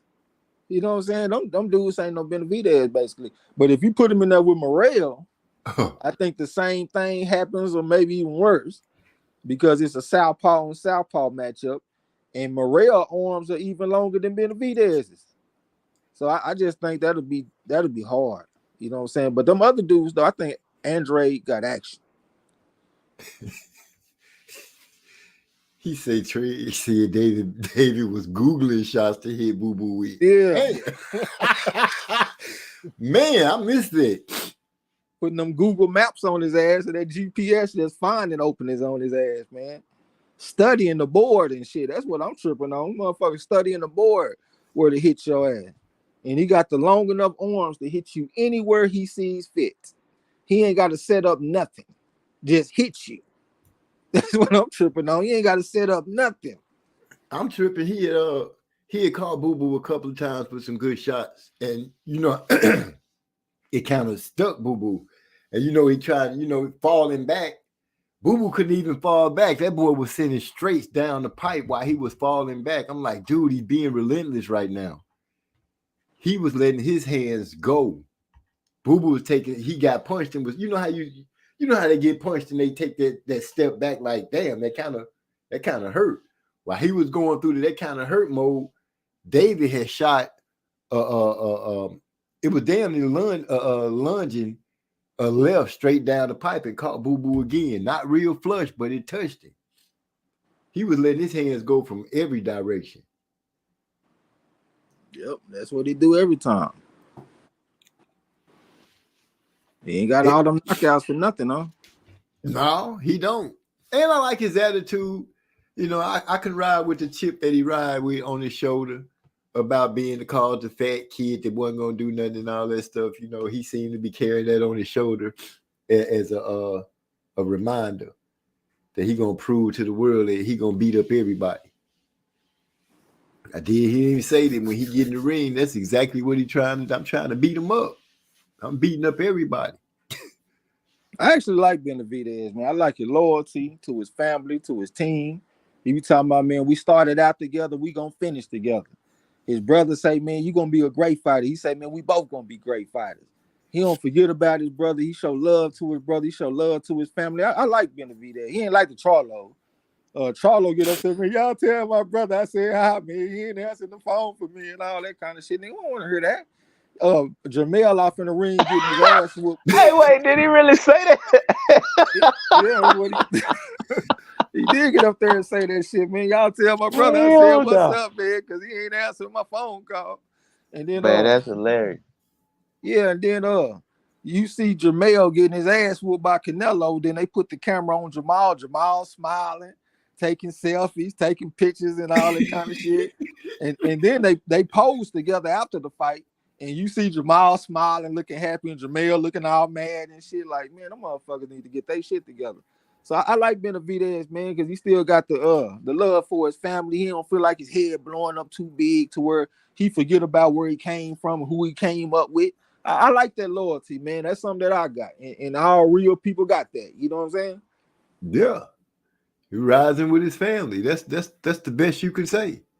Rod X got a question. He say, what weight do y'all think David B is going to tap out at? I think if he's going to tap out, it's going to be at the next weight class up. Yeah, they ain't going to beat him at 168. At 175, he got the people that'll beat him right there.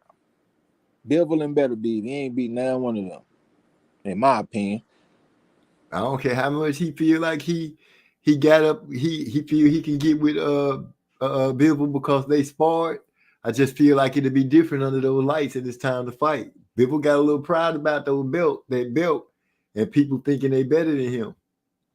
Only thing I will say though is Bivol has shown that he's not quite the same fighter when he fight against people that's real tall. And Benavidez is tall. So they do give him an outside chance to perform a lot better than what I might anticipate. But Bivol did look pretty good against Zerto. So I give him credit on that. You know what I'm saying? But Benavidez got a lot faster hands than Zerto. Zerto is just absolutely slow. And I think Benavidez to give him a better fight. And I will also say when it comes to Better B, maybe they'll age him out. I mean, he's already like 39 or something like that. So wait, what? Yeah, Better be about 39, 38, 39. This man running around whooping people ass like that. But who he whooping though? He ain't whooping. He ain't. I feel you, but he whooping motherfuckers. Yeah, but he ain't whooping nobody. I be seeing some people talking about Bivol. Better be one of the greatest light heavyweights of all time and shit. And I be like, man, y'all just gonna disrespect Ezra Charles and Archie Moore like that? Motherfuckers going out there fighting Hall of Famers. This nigga ain't fought no Hall of Famer. The best person that he done beat was Alexander Volsnik. I think he was one of the rare times I'm drawing a blank on the man amateur background. I know he got over 200 fights though. But he the best one he done beat. Outside of that, what? Joe Smith? A regular Joe? Yeah, he beat Joe. A motherfucker with 30 amateur fights from New York that won the New York Golden Gloves, and that's it. Some regional shit. What they call him, the white collar guy. What kind of collar? The blue collar guy. That's what they was called. I said the white collar. What is white collar? That's when you got like the office jobs and shit. Oh, okay. No, that's not him. He needs to be out there turning a wrench or something. Yeah. This blue collar, bring your lunch pail, motherfucker. And then all the other dudes, man. Marcus Brown. He was like 58-3. He was an Olympian. I give him that. That was pretty good. But he ain't beating no Hall of Famers or nothing like that. It ain't like he just beating some just cream of the crop motherfuckers. He beating some decent guys. But let's not put K was on it like some people like to with his strength of schedule. He said, Eric on Boo Boo right now. He said at one point he hit Boo Boo so hard, Andre turned around and looked at me through the TV screen.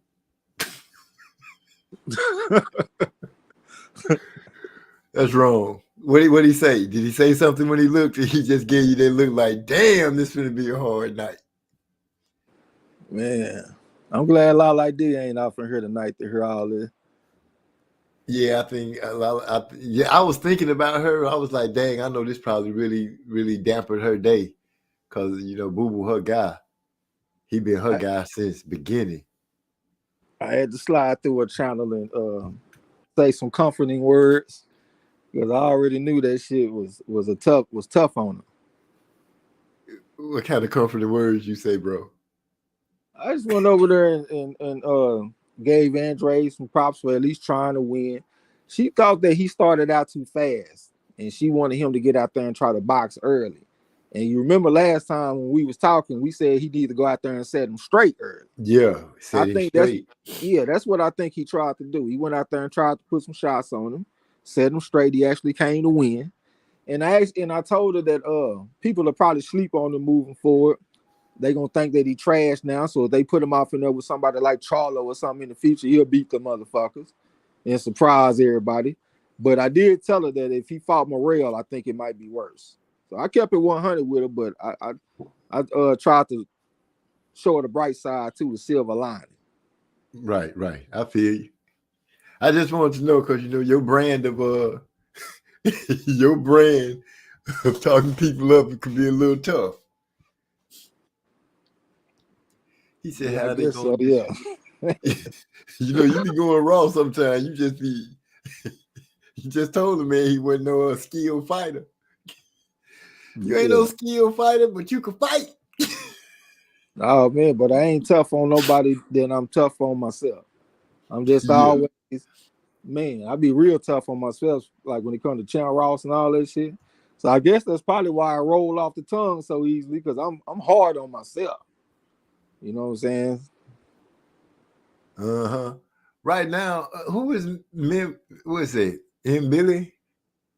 Yeah, Christian and Billy, 80-12 amateur record, Olympian from France. Oh, he from France. Yeah. He asking who and Billy, who wins between them Billy and Jamal at and Billy 168 right now. Stop his ass. I think on the cool, they got to give him all a couple of more fights to just make sure this is what he want to do. But he do have to step up with each fight. He can't languish at a Jose Benavidez type fighter. And Billy will whoop his ass. Probably might stop him. I'm telling you, motherfucker hit hard, and he throw a bunch of punches. He gonna come make you work. He beat a 4.5 in his last fight in Carlos Gongora. He was very tough too, man. That motherfucker Gungor, he made my list of the toughest fighters in the game. Right now, them shots he was taking. I just knew he was gonna get stopped. That motherfucker went the distance. But yeah, and Billy, man, he strong.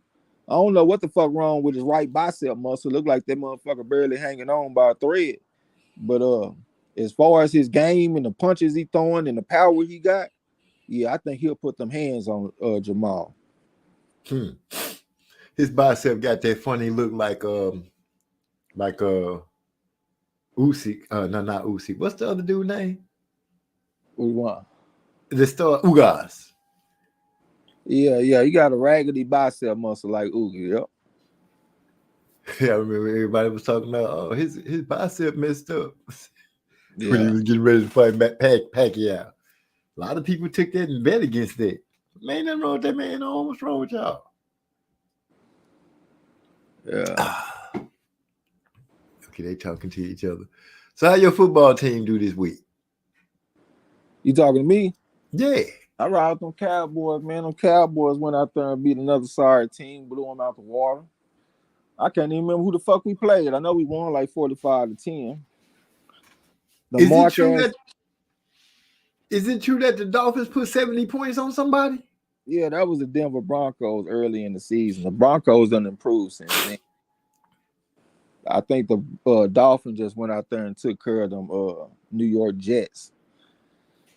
The Mark-ass Eagles went out there and got a victory over the Chargers? Bills. No, the Bills. I thought the Bills had action at maybe going out there getting a victory. It went to overtime. It was a good game. Jalen Hurts willed his team to victory. Coming down the stretch, got respect for Jalen Hurts. He just played for the Mark-ass Eagles. They got a tough test this week, though. They going against San Francisco. The difference is we had to go to San Francisco, but they got San Francisco coming to them. This motherfucker Hyphy talking about betting Joseph Brown on the game and shit. That's a tough spot though. On which game? Them 49ers versus them Eagles. That's a good ass game. That's the game of the year so far, in my opinion. That's a clash of titans. Only reason I asked, I brought up football because I'm going through my TV channels and I look at the football network and I'm like, it kind of looks strange. So I click on it. Man, I got the football network. Didn't even know it. Don't know how long I've been having it. Yeah. That's sad. Oh yeah, Derek Bailey said the Redskins. Yeah, not the Redskins, but the Commanders. That's who the Cowboys beat the brakes off of. But that's what they do. They beat the sorry teams and then struggled against the good teams. I will say this though. I think it's a little bit of hidden strength in Dallas that I'm seeing, and it's because they get criticized so much year to year to year. Like at some point you can kind of get used to it. Like that shit make you tough. It's kind of like a bullies. Like some people, they don't like bullies, but bullies make you tough. It just is what it is. That the day that you stand up to a bully, you prove yourself. You prove something to him and yourself. So bullies are really kind of important. I know people don't like bullying and shit, but overcoming the bully is important. And the Cowboys, everybody talks shit about them all the time. The players done been through something like Prescott. Prescott done been through a lot. He lost his mother. He lost his brother. And people don't even take that shit into consideration. They're like, nigga, you sorry. You know what I'm saying? I see some hidden strength in it. I won't be surprised if they get an upset victory in the playoffs. Okay, I'll look at that. Eric say Maul versus Adams. Again? Maul versus Adames. Carlos Adames, the southpaw that went out there and beat the shit out that Juan Montiel or whatever the fuck his name is. I think that's his name, Montiel, the dude that gave him a hard time, kind of. Yeah, they gave Charlo a hard time. Yeah. Okay, my bad. I beat up that dude's name. It looked like Adams to me. I thought I saw 2D. Washington, okay. True or false? Williams and Pater will beat Shakur right now at 135. Williams and Pater, right-hander? Nah, he's southpaw. Oh, can he hit hard? Yeah, he got a bunch of fucking knockouts. He a 4 on the scale. He fought at the AIBA World Championships. Oh man, Shakur be on his bicycle, I'm sure. The Pater he would throw a have to lot of hit punches. him. Huh? No, my bad. I was just saying he throw a lot of punches. Zepeda? Yeah. I think Shakur edge it out just because the way he'll fight. Yes, to say false. Yeah, I'm gonna say I don't know. Yeah, I don't know. Eric, I'll say I want to see the Cowboys versus the Bills. Huh. They'll probably go out there and beat them motherfuckers since they at 500 now. Cowboys will probably blow the doors off of them because they 500. Man, If you 500 and below, they blow the doors off you. But if you got a winning record, they struggle. it's suspect. Yeah, they got the I think they got the Seahawks this week. They around 500. They'll probably beat their ass. Huh. You still sticking with the Eagles going to the Super Bowl? That wasn't my pick. My pick was a 49ers. 49ers? Why just give you the Eagles like that?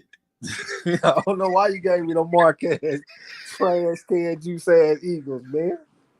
Wow, wait a minute. Trash can juice? They in our division, man. I'm NFC East. The Okay, Cowboys, okay. yeah, the Cowboys go against the Eagles, the Commanders, and the Giants. So we are mortal enemies. I do like Jalen Hurts though. I ain't gonna lie. Sometimes I almost feel jealous seeing Jalen Hurts, just the way he go about his business. He's a straight winner, and he got a chip on his shoulder because of what happened in the championship game when he got replaced by Tua Tagovailoa. And I think he just keep that chip on his shoulder since then. And he's strong as fuck, squatting 600 plus pounds. They got an unstoppable play. That's one thing that I will say. They got a play that feels like the signature of this season. They have a play that literally cannot be stopped. And that kind of make me think that they actually might win the Super Bowl. I will say that because they just feel like they got the signature move of the season. Like, who the fuck can stop that damn quarterback sneak they got? They literally could line up and run quarterback sneaks all the way down the field, and you can't do nothing about it. But I do want to see what the 49ers going to do against it because they got a strong defensive line. They got a strong defense, period. Them motherfuckers stout, and they hit and they physical. So I want to see how that shit going to look. But the Eagles, they got action, man. They find a way to win. Like, no matter what goes on, the motherfuckers find a way to win. So I give them props on that, man. I recognize a winner when I see it. But they still some marks, though, because they the fucking Eagles. Well, because they in the division. I feel you. They got weapons out the ass, too, man. Every time you look around, the motherfuckers going to go make an addition. They go get the goddamn safety from Tennessee. I don't know why Tennessee give them all their players for some reason. Here, come get this player. Here, come get that player. Go get that player. Just give up all their goddamn players. But they keep on trying to improve the team. See, Dallas, they like to stand pat. That motherfucker just like to draft and improve the team like that. They ain't trying to fuck around in free agency and stuff like that. The Eagles, they gonna go out there and try to improve their team. You know what I'm saying? They not sitting around, sitting on their hands, fucking around. If it's a player that's available and they feel like he can help, they going to get him. The Cowboys are the opposite. They just sit around, fucking around, thinking that whatever they got right now is good enough. They try to grow it organically by drafting. And they do a good job. Don't get me wrong. They've been drafting great. I think they might have drafted the most Pro Bowlers in like the last 5-6 years or some shit like that. They've been doing an outstanding job drafting.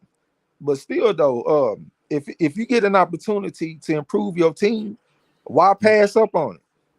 You know what I'm saying? You ain't got to get stuck in one line of thinking like I just have to improve through the draft. Like nigga, you can improve through the draft and free agency.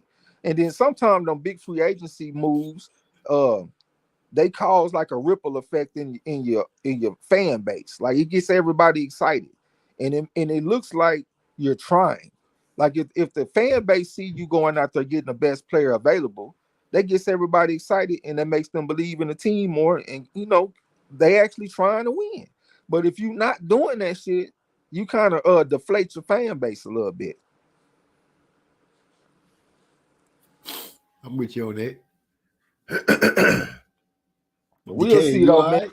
I'm gonna say this: I hope that the Eagles beat us when we play the second time, because if we play again in the playoffs, it's hard to beat a team 3 times in the NFL. And if we play the third time, I think we'll beat the motherfuckers. So I'm really rooting for the Eagles in the second game. Okay. So that way it's pretty much the Cowboys should be able to pull off that third game. Yeah, pull off that third one, man. It's hard to win 3 times. As long as Stephen A. Smith don't speak on the Cowboys, they'll be all right. Yeah, I'm sure hope we win. We can shut his ass up. That'll be the end of his career down there. He owed them Cowboys. Them motherfuckers sit up there act like they don't like the Cowboys so much, and then that's all they talk about.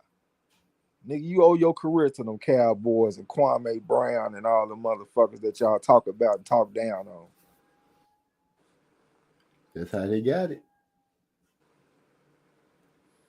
The can, you all right? Oh, let's say Southern Monster. Okay. That's what he is now. That man name changed so much, it's just hard to know what to call it. Yeah. Well, I think I have reached my talking point. Yeah, I'm over here in the lab, man. You are working on the music? Yeah. Already. Where should Well, we?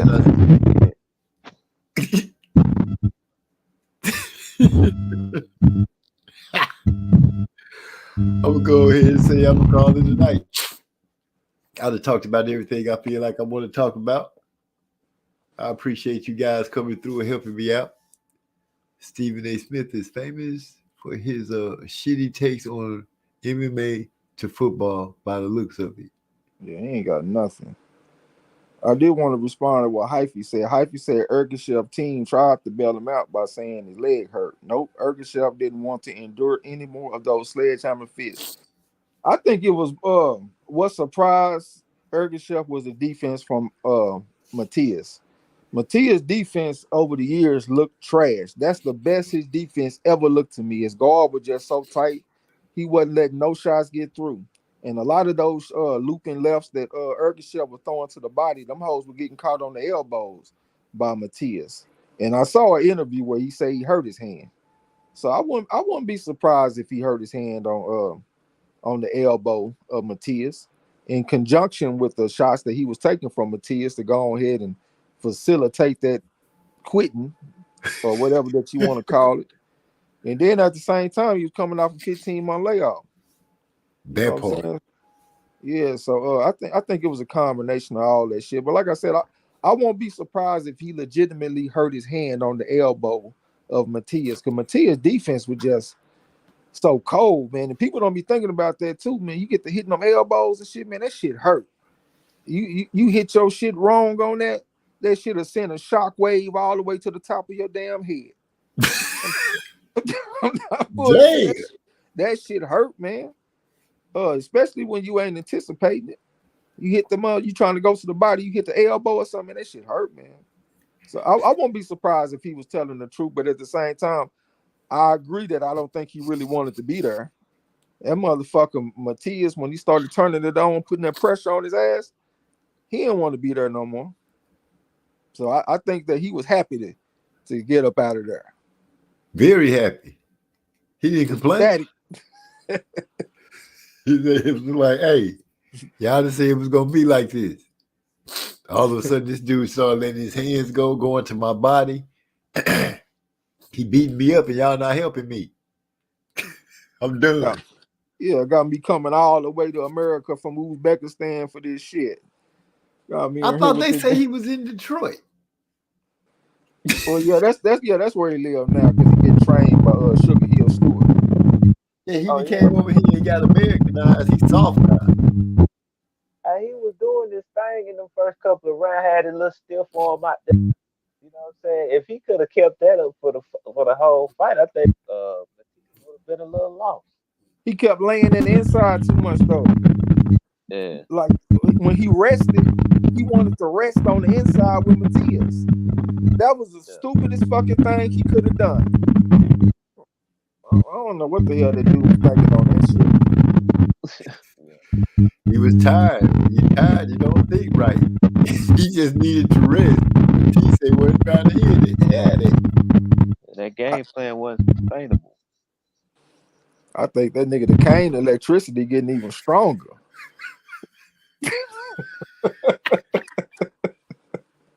Damn. That shit that rattling my phone in my head. I just stopped talking. I was like, okay, I'm done. I ain't gonna say nothing else. That boy Eric I say Zeus came back. Yeah. Erkashev didn't know how to fight on the inside or how to get out of the corner. He said that Showtime. Yasser said that Showtime card was good. At this weekend, we need more stacked cards like this in boxing. Felt like a UFC pay-per-view main card lined up as wise. Lineup wise, yeah, I got you. Eric R said it's hard to be 10-1 after a Super Bowl loss too. Yep. They ain't had no Super Bowl hangover. So yeah, I give them, and that's credit to the coaching and the quarterback. Them motherfuckers is high quality. I gotta give them props on that. They some mark bitch ass Eagles, but I gotta give them props though, because they winners. You know what I'm saying? Like I said, man, sometimes I watch Jalen Hurts just like I don't think he is good of a passer as Dak Prescott. That's just my opinion. But just looking at his entire makeup from what he does on the field, his intangibles, the way he conducts himself, the way he leads the team, I almost feel jealous. I ain't gonna even lie. That's a motherfucker right there. He what you would hope a quarterback to be, or a leader of the squad to be. Maybe that's a better way to see it. And he a brother. Hard worker. Gonna get in the film room and improve. If you look at him each year, it seems like he get better and better because he working on it. You know what I'm saying? So salute to Jalen Hurts. Mark ass.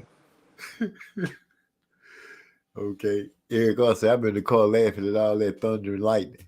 That's messed up. Yeah. You can never rest aside against someone that trains in Mexico City. Matisse is punching harder than who? Benavidez pound for pound. Now I understand why Gary Russell runs from Matisse. That'd be a hell of a fight right there, boy. That's another one of them best fights in boxing that you can make. Gary Antoine Russell versus Subriel Matias. And Matias looked like he put that pressure on Southpaw, man. I done seen him do that shit several times now. That's why I say he the Southpaw Suffocator. That's his name for me, the Southpaw Suffocator. But Gary Antoine Russell is a different story, though. You know what I'm saying? He's seasoned. Yeah, that's a tough motherfucker right there, an Olympian. We talking about the one with the braids, right? With the little goatee. Yeah, the little pit bull. Yeah, okay. I just want to make sure I'm thinking about the right Russell. Tell me that ain't a good fight. Gary Antoine Russell versus Subriel Matias. Yeah, I think it is a good fight. Gary Antoine Russell gonna bring the fight. Matias ain't gonna have to look for him. Yeah, I love to see that. Yeah, that's outstanding, man. Matias will make a fight like that too because he done already took a loss. He lost to Petros Ananian, 220-60. He got revenge on him, but he do got a loss on his record. Most of the time when fighters take a loss, they ain't trying to protect nothing no more, so they'll get out there with anybody. Yeah, he do have that already. under his belt. What is it? 19? Wait, 1-5? I don't even know what my code is right now. I'm tripping. Y'all should But say somebody get knocked out. He don't know who. And Eric Carr said that would be a damn good fight, an outstanding, excellent fight. yeah, but we could just sit back and hope. Wait for December to roll around. Yep, we still got the fight of the year, for my opinion. Bam Rodriguez versus Sonny Edwards. Can't wait for that. Even though I won't be surprised if it's a boring fight because of Sonny Edwards' style, but you know the implications of the fight or the context of the fight is what's interesting. You got two fighters in their prime, champions, not coming off a layoff. Great fight. We know you going with your boy Bam. All day long.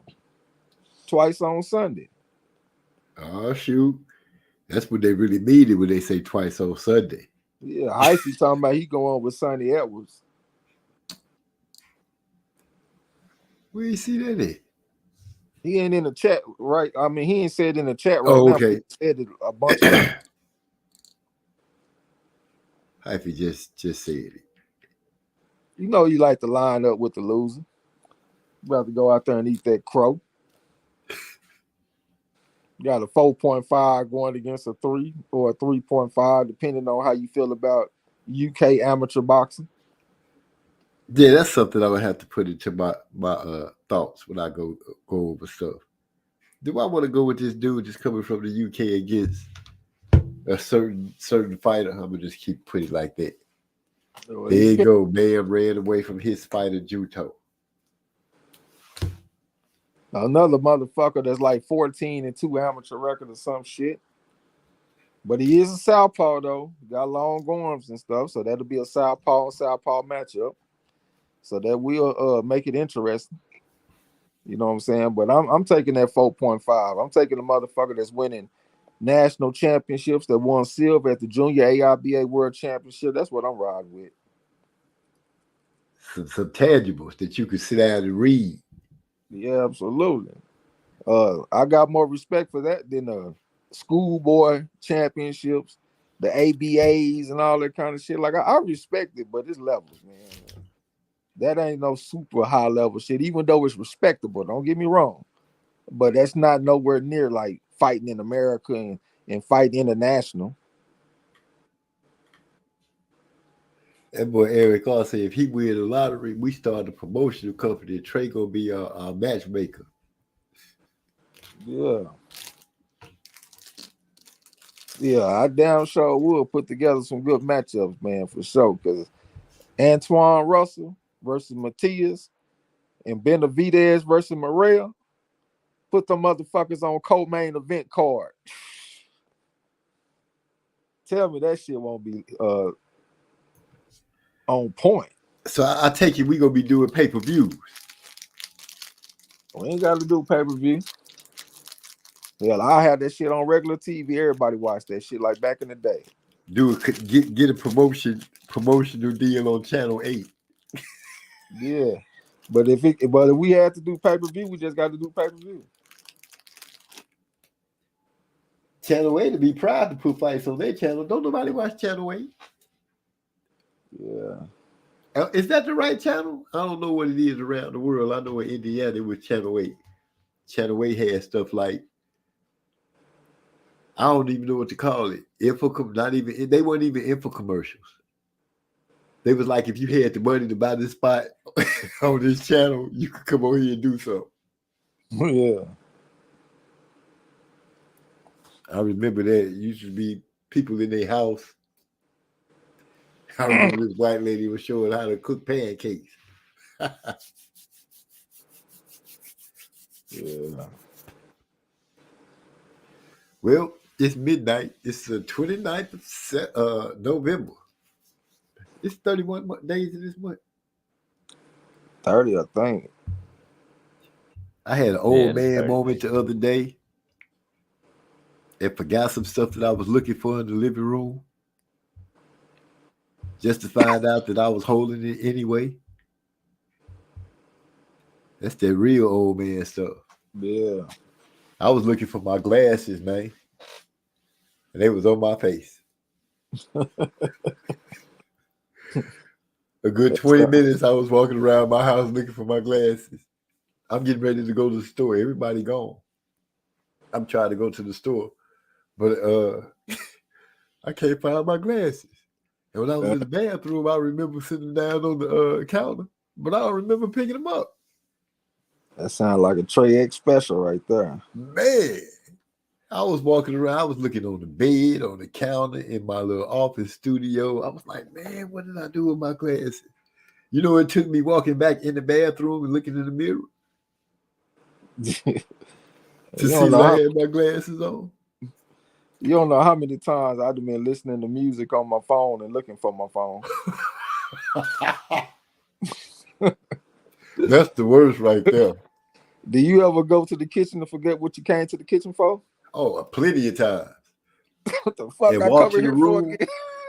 walk to the room and realize what you wanted. Go back to the kitchen, end up getting something else, and get back to the room and be like, damn, I still didn't get what I went in there for. Yeah. Yeah, man. I always say, well, hell, you were getting hit in the head when you was in your formative years, so maybe that's the excuse. I don't have that excuse. I'm just go ahead and say I'm having old man moments. Yeah. And I'm getting up there too. Shit, I ain't no spring chicken no more. I'm down there 40. Next birthday, I'm gonna be 40. I almost feel proud of that shit though, nigga. Down there 40. I like saying that shit. They was down there 40. And y'all remember that statistically, that's just something to be proud of as a black man. Shit. Yeah. That's what I be thinking. You know what I'm saying? And then I ain't just always been cool and chill. I done been out, I done had my knucklehead years and shit out there doing dumb shit. I still got all my limbs. I got all my fingers and toes. Everything on point. You know what I'm saying? I'm happy, nigga. We gonna turn 40. I feel like that coach that used to coach for Oklahoma State. I'm a man.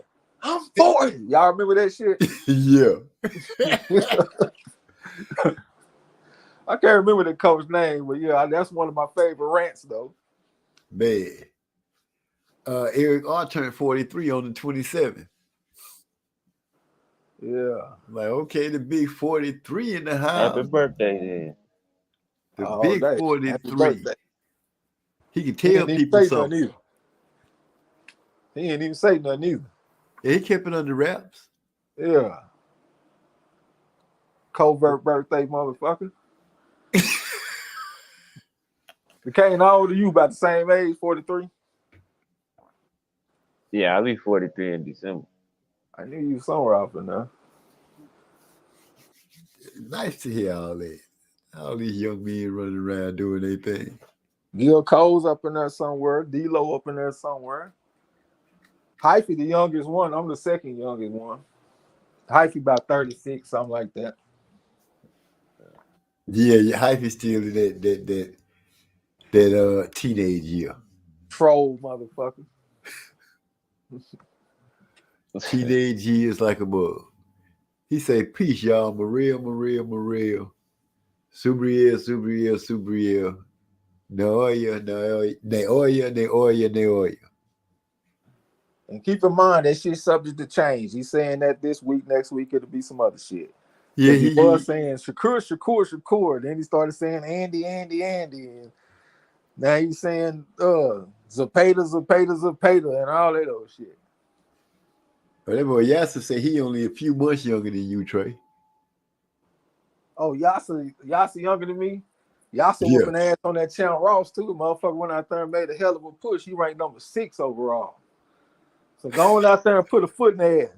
He hit me up and shit talking about, man, I'm in uncharted territory, man. If I just be somewhere close to the top 10, I'll be happy. I said, man, fuck that shit, nigga.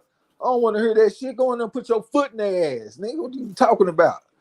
You done came this far to get up there and be satisfied and shit. Nigga, go up there and put a foot in their ass and let's see what happens. Go for first. That's what it is. Yeah. You talking to the wrong person with all that. Oh, well, I'm just happy to be here. Nigga, fuck that. Nigga, go up Yeah, there and you put your sure foot in is the air. talking to the wrong person with that shit. Yeah. You see, I remember my prep talk. Oh, if you don't want to listen to me, go down there and get your ass kicked in. Go. You ain't got to listen to me. Go down there and get your ass kicked in. I'm like, whoa, wait a minute. Well, let me ask you this. Where you at today? Let me pull it up. I know you're in 20. the top 20. I think you're like number 16 or something. Oh, yeah? Somewhere off in there, I think. I know that last season you finished like number 15 to 16, 14, somewhere off in there. 13 to 14, somewhere like that. 13 a little too high. I don't think we can go that high. But it was off in there somewhere. I don't know about 13, but yeah, 14, 15 sound about right.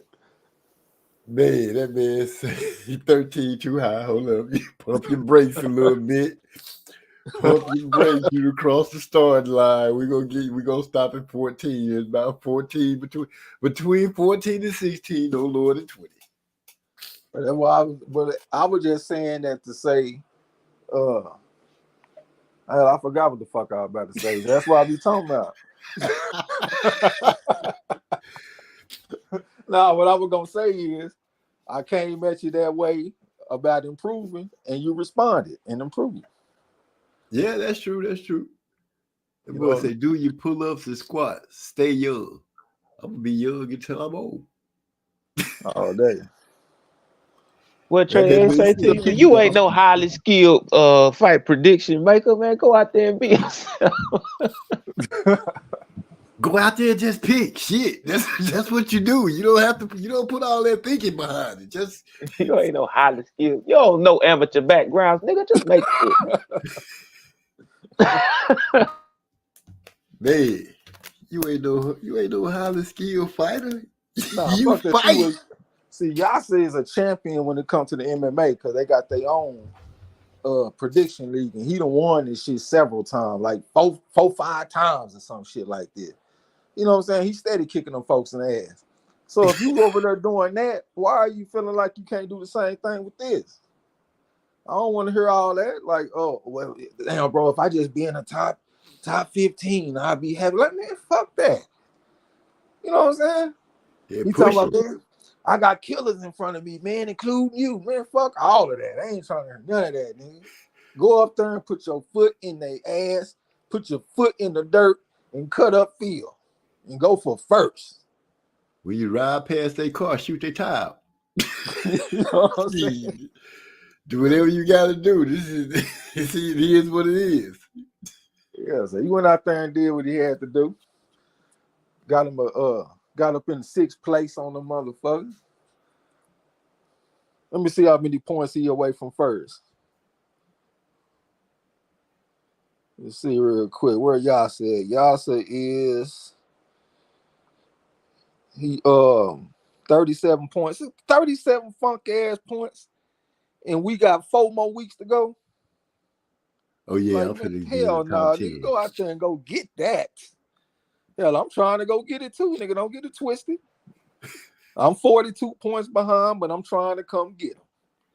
So Yasa 37 points behind. Go out there and go get that shit. I'm 52 points. My bad. I said 42, 52. So yeah, go out there and go get that shit, man.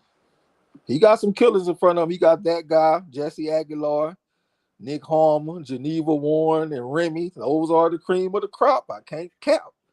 But that don't mean that he can't be cream of the crop too. Shit, True. go out there and go get that shit, man. Like Drew Bledsoe told Tom Brady, because they told Tom Brady just go out there and play conservative and manage the ball when they was in the Super Bowl, when they played against the greatest show on turf. That motherfucker Drew Bledsoe said, man, fuck all of that. Go out there and slang that bitch. You know what I'm saying? And that's what he did. He went out there and slung that bitch, and they got them a Lombardi trophy. You know what I'm saying? Where you at, OG? Let me see. Turf. OG is number 21. I thought you were 16 for some. Oh, that was D-Lo. D-Lo number 16. You number 21. I You don't know how are. you confused me with D-Lo, arch enemy friend of mine. You got OG Ernest Davis right behind you. He 5 points behind you at number 22. Oh, big bro, right there. Go Yep. ahead, then, bro. My Amazon Angels. She's number 12, trying to get back up in the top 10. He'll pop number 1. That's one of our partners. He's number 13. We got some pretty good representation with Yasa leading the way. We got some extended friends of the family like Geneva Warren and Nick Harmon. They always representing. Yeah. We up in the mix. We ain't at the bottom. Except for J1 Pro. He literally in last place, but outside of that, man, we represent Rod X the champ at number 26 getting his ass whooped. We need to see him make a move. He'll pull it together for us all over. Everybody gonna make their move. Congratulations to you, Yasa. Congratulations. Yeah, let's just see. Hope he don't buckle on the pressure, but I know he ain't. He just gonna smoke some weed and do what he need to do. A matter of fact, he could have won another championship in the MMA, but he didn't make all the picks. He was slipping up and he forgot to make all the picks. And the person that beat him barely beat him. So if he would have made them picks, he would have won by a mile.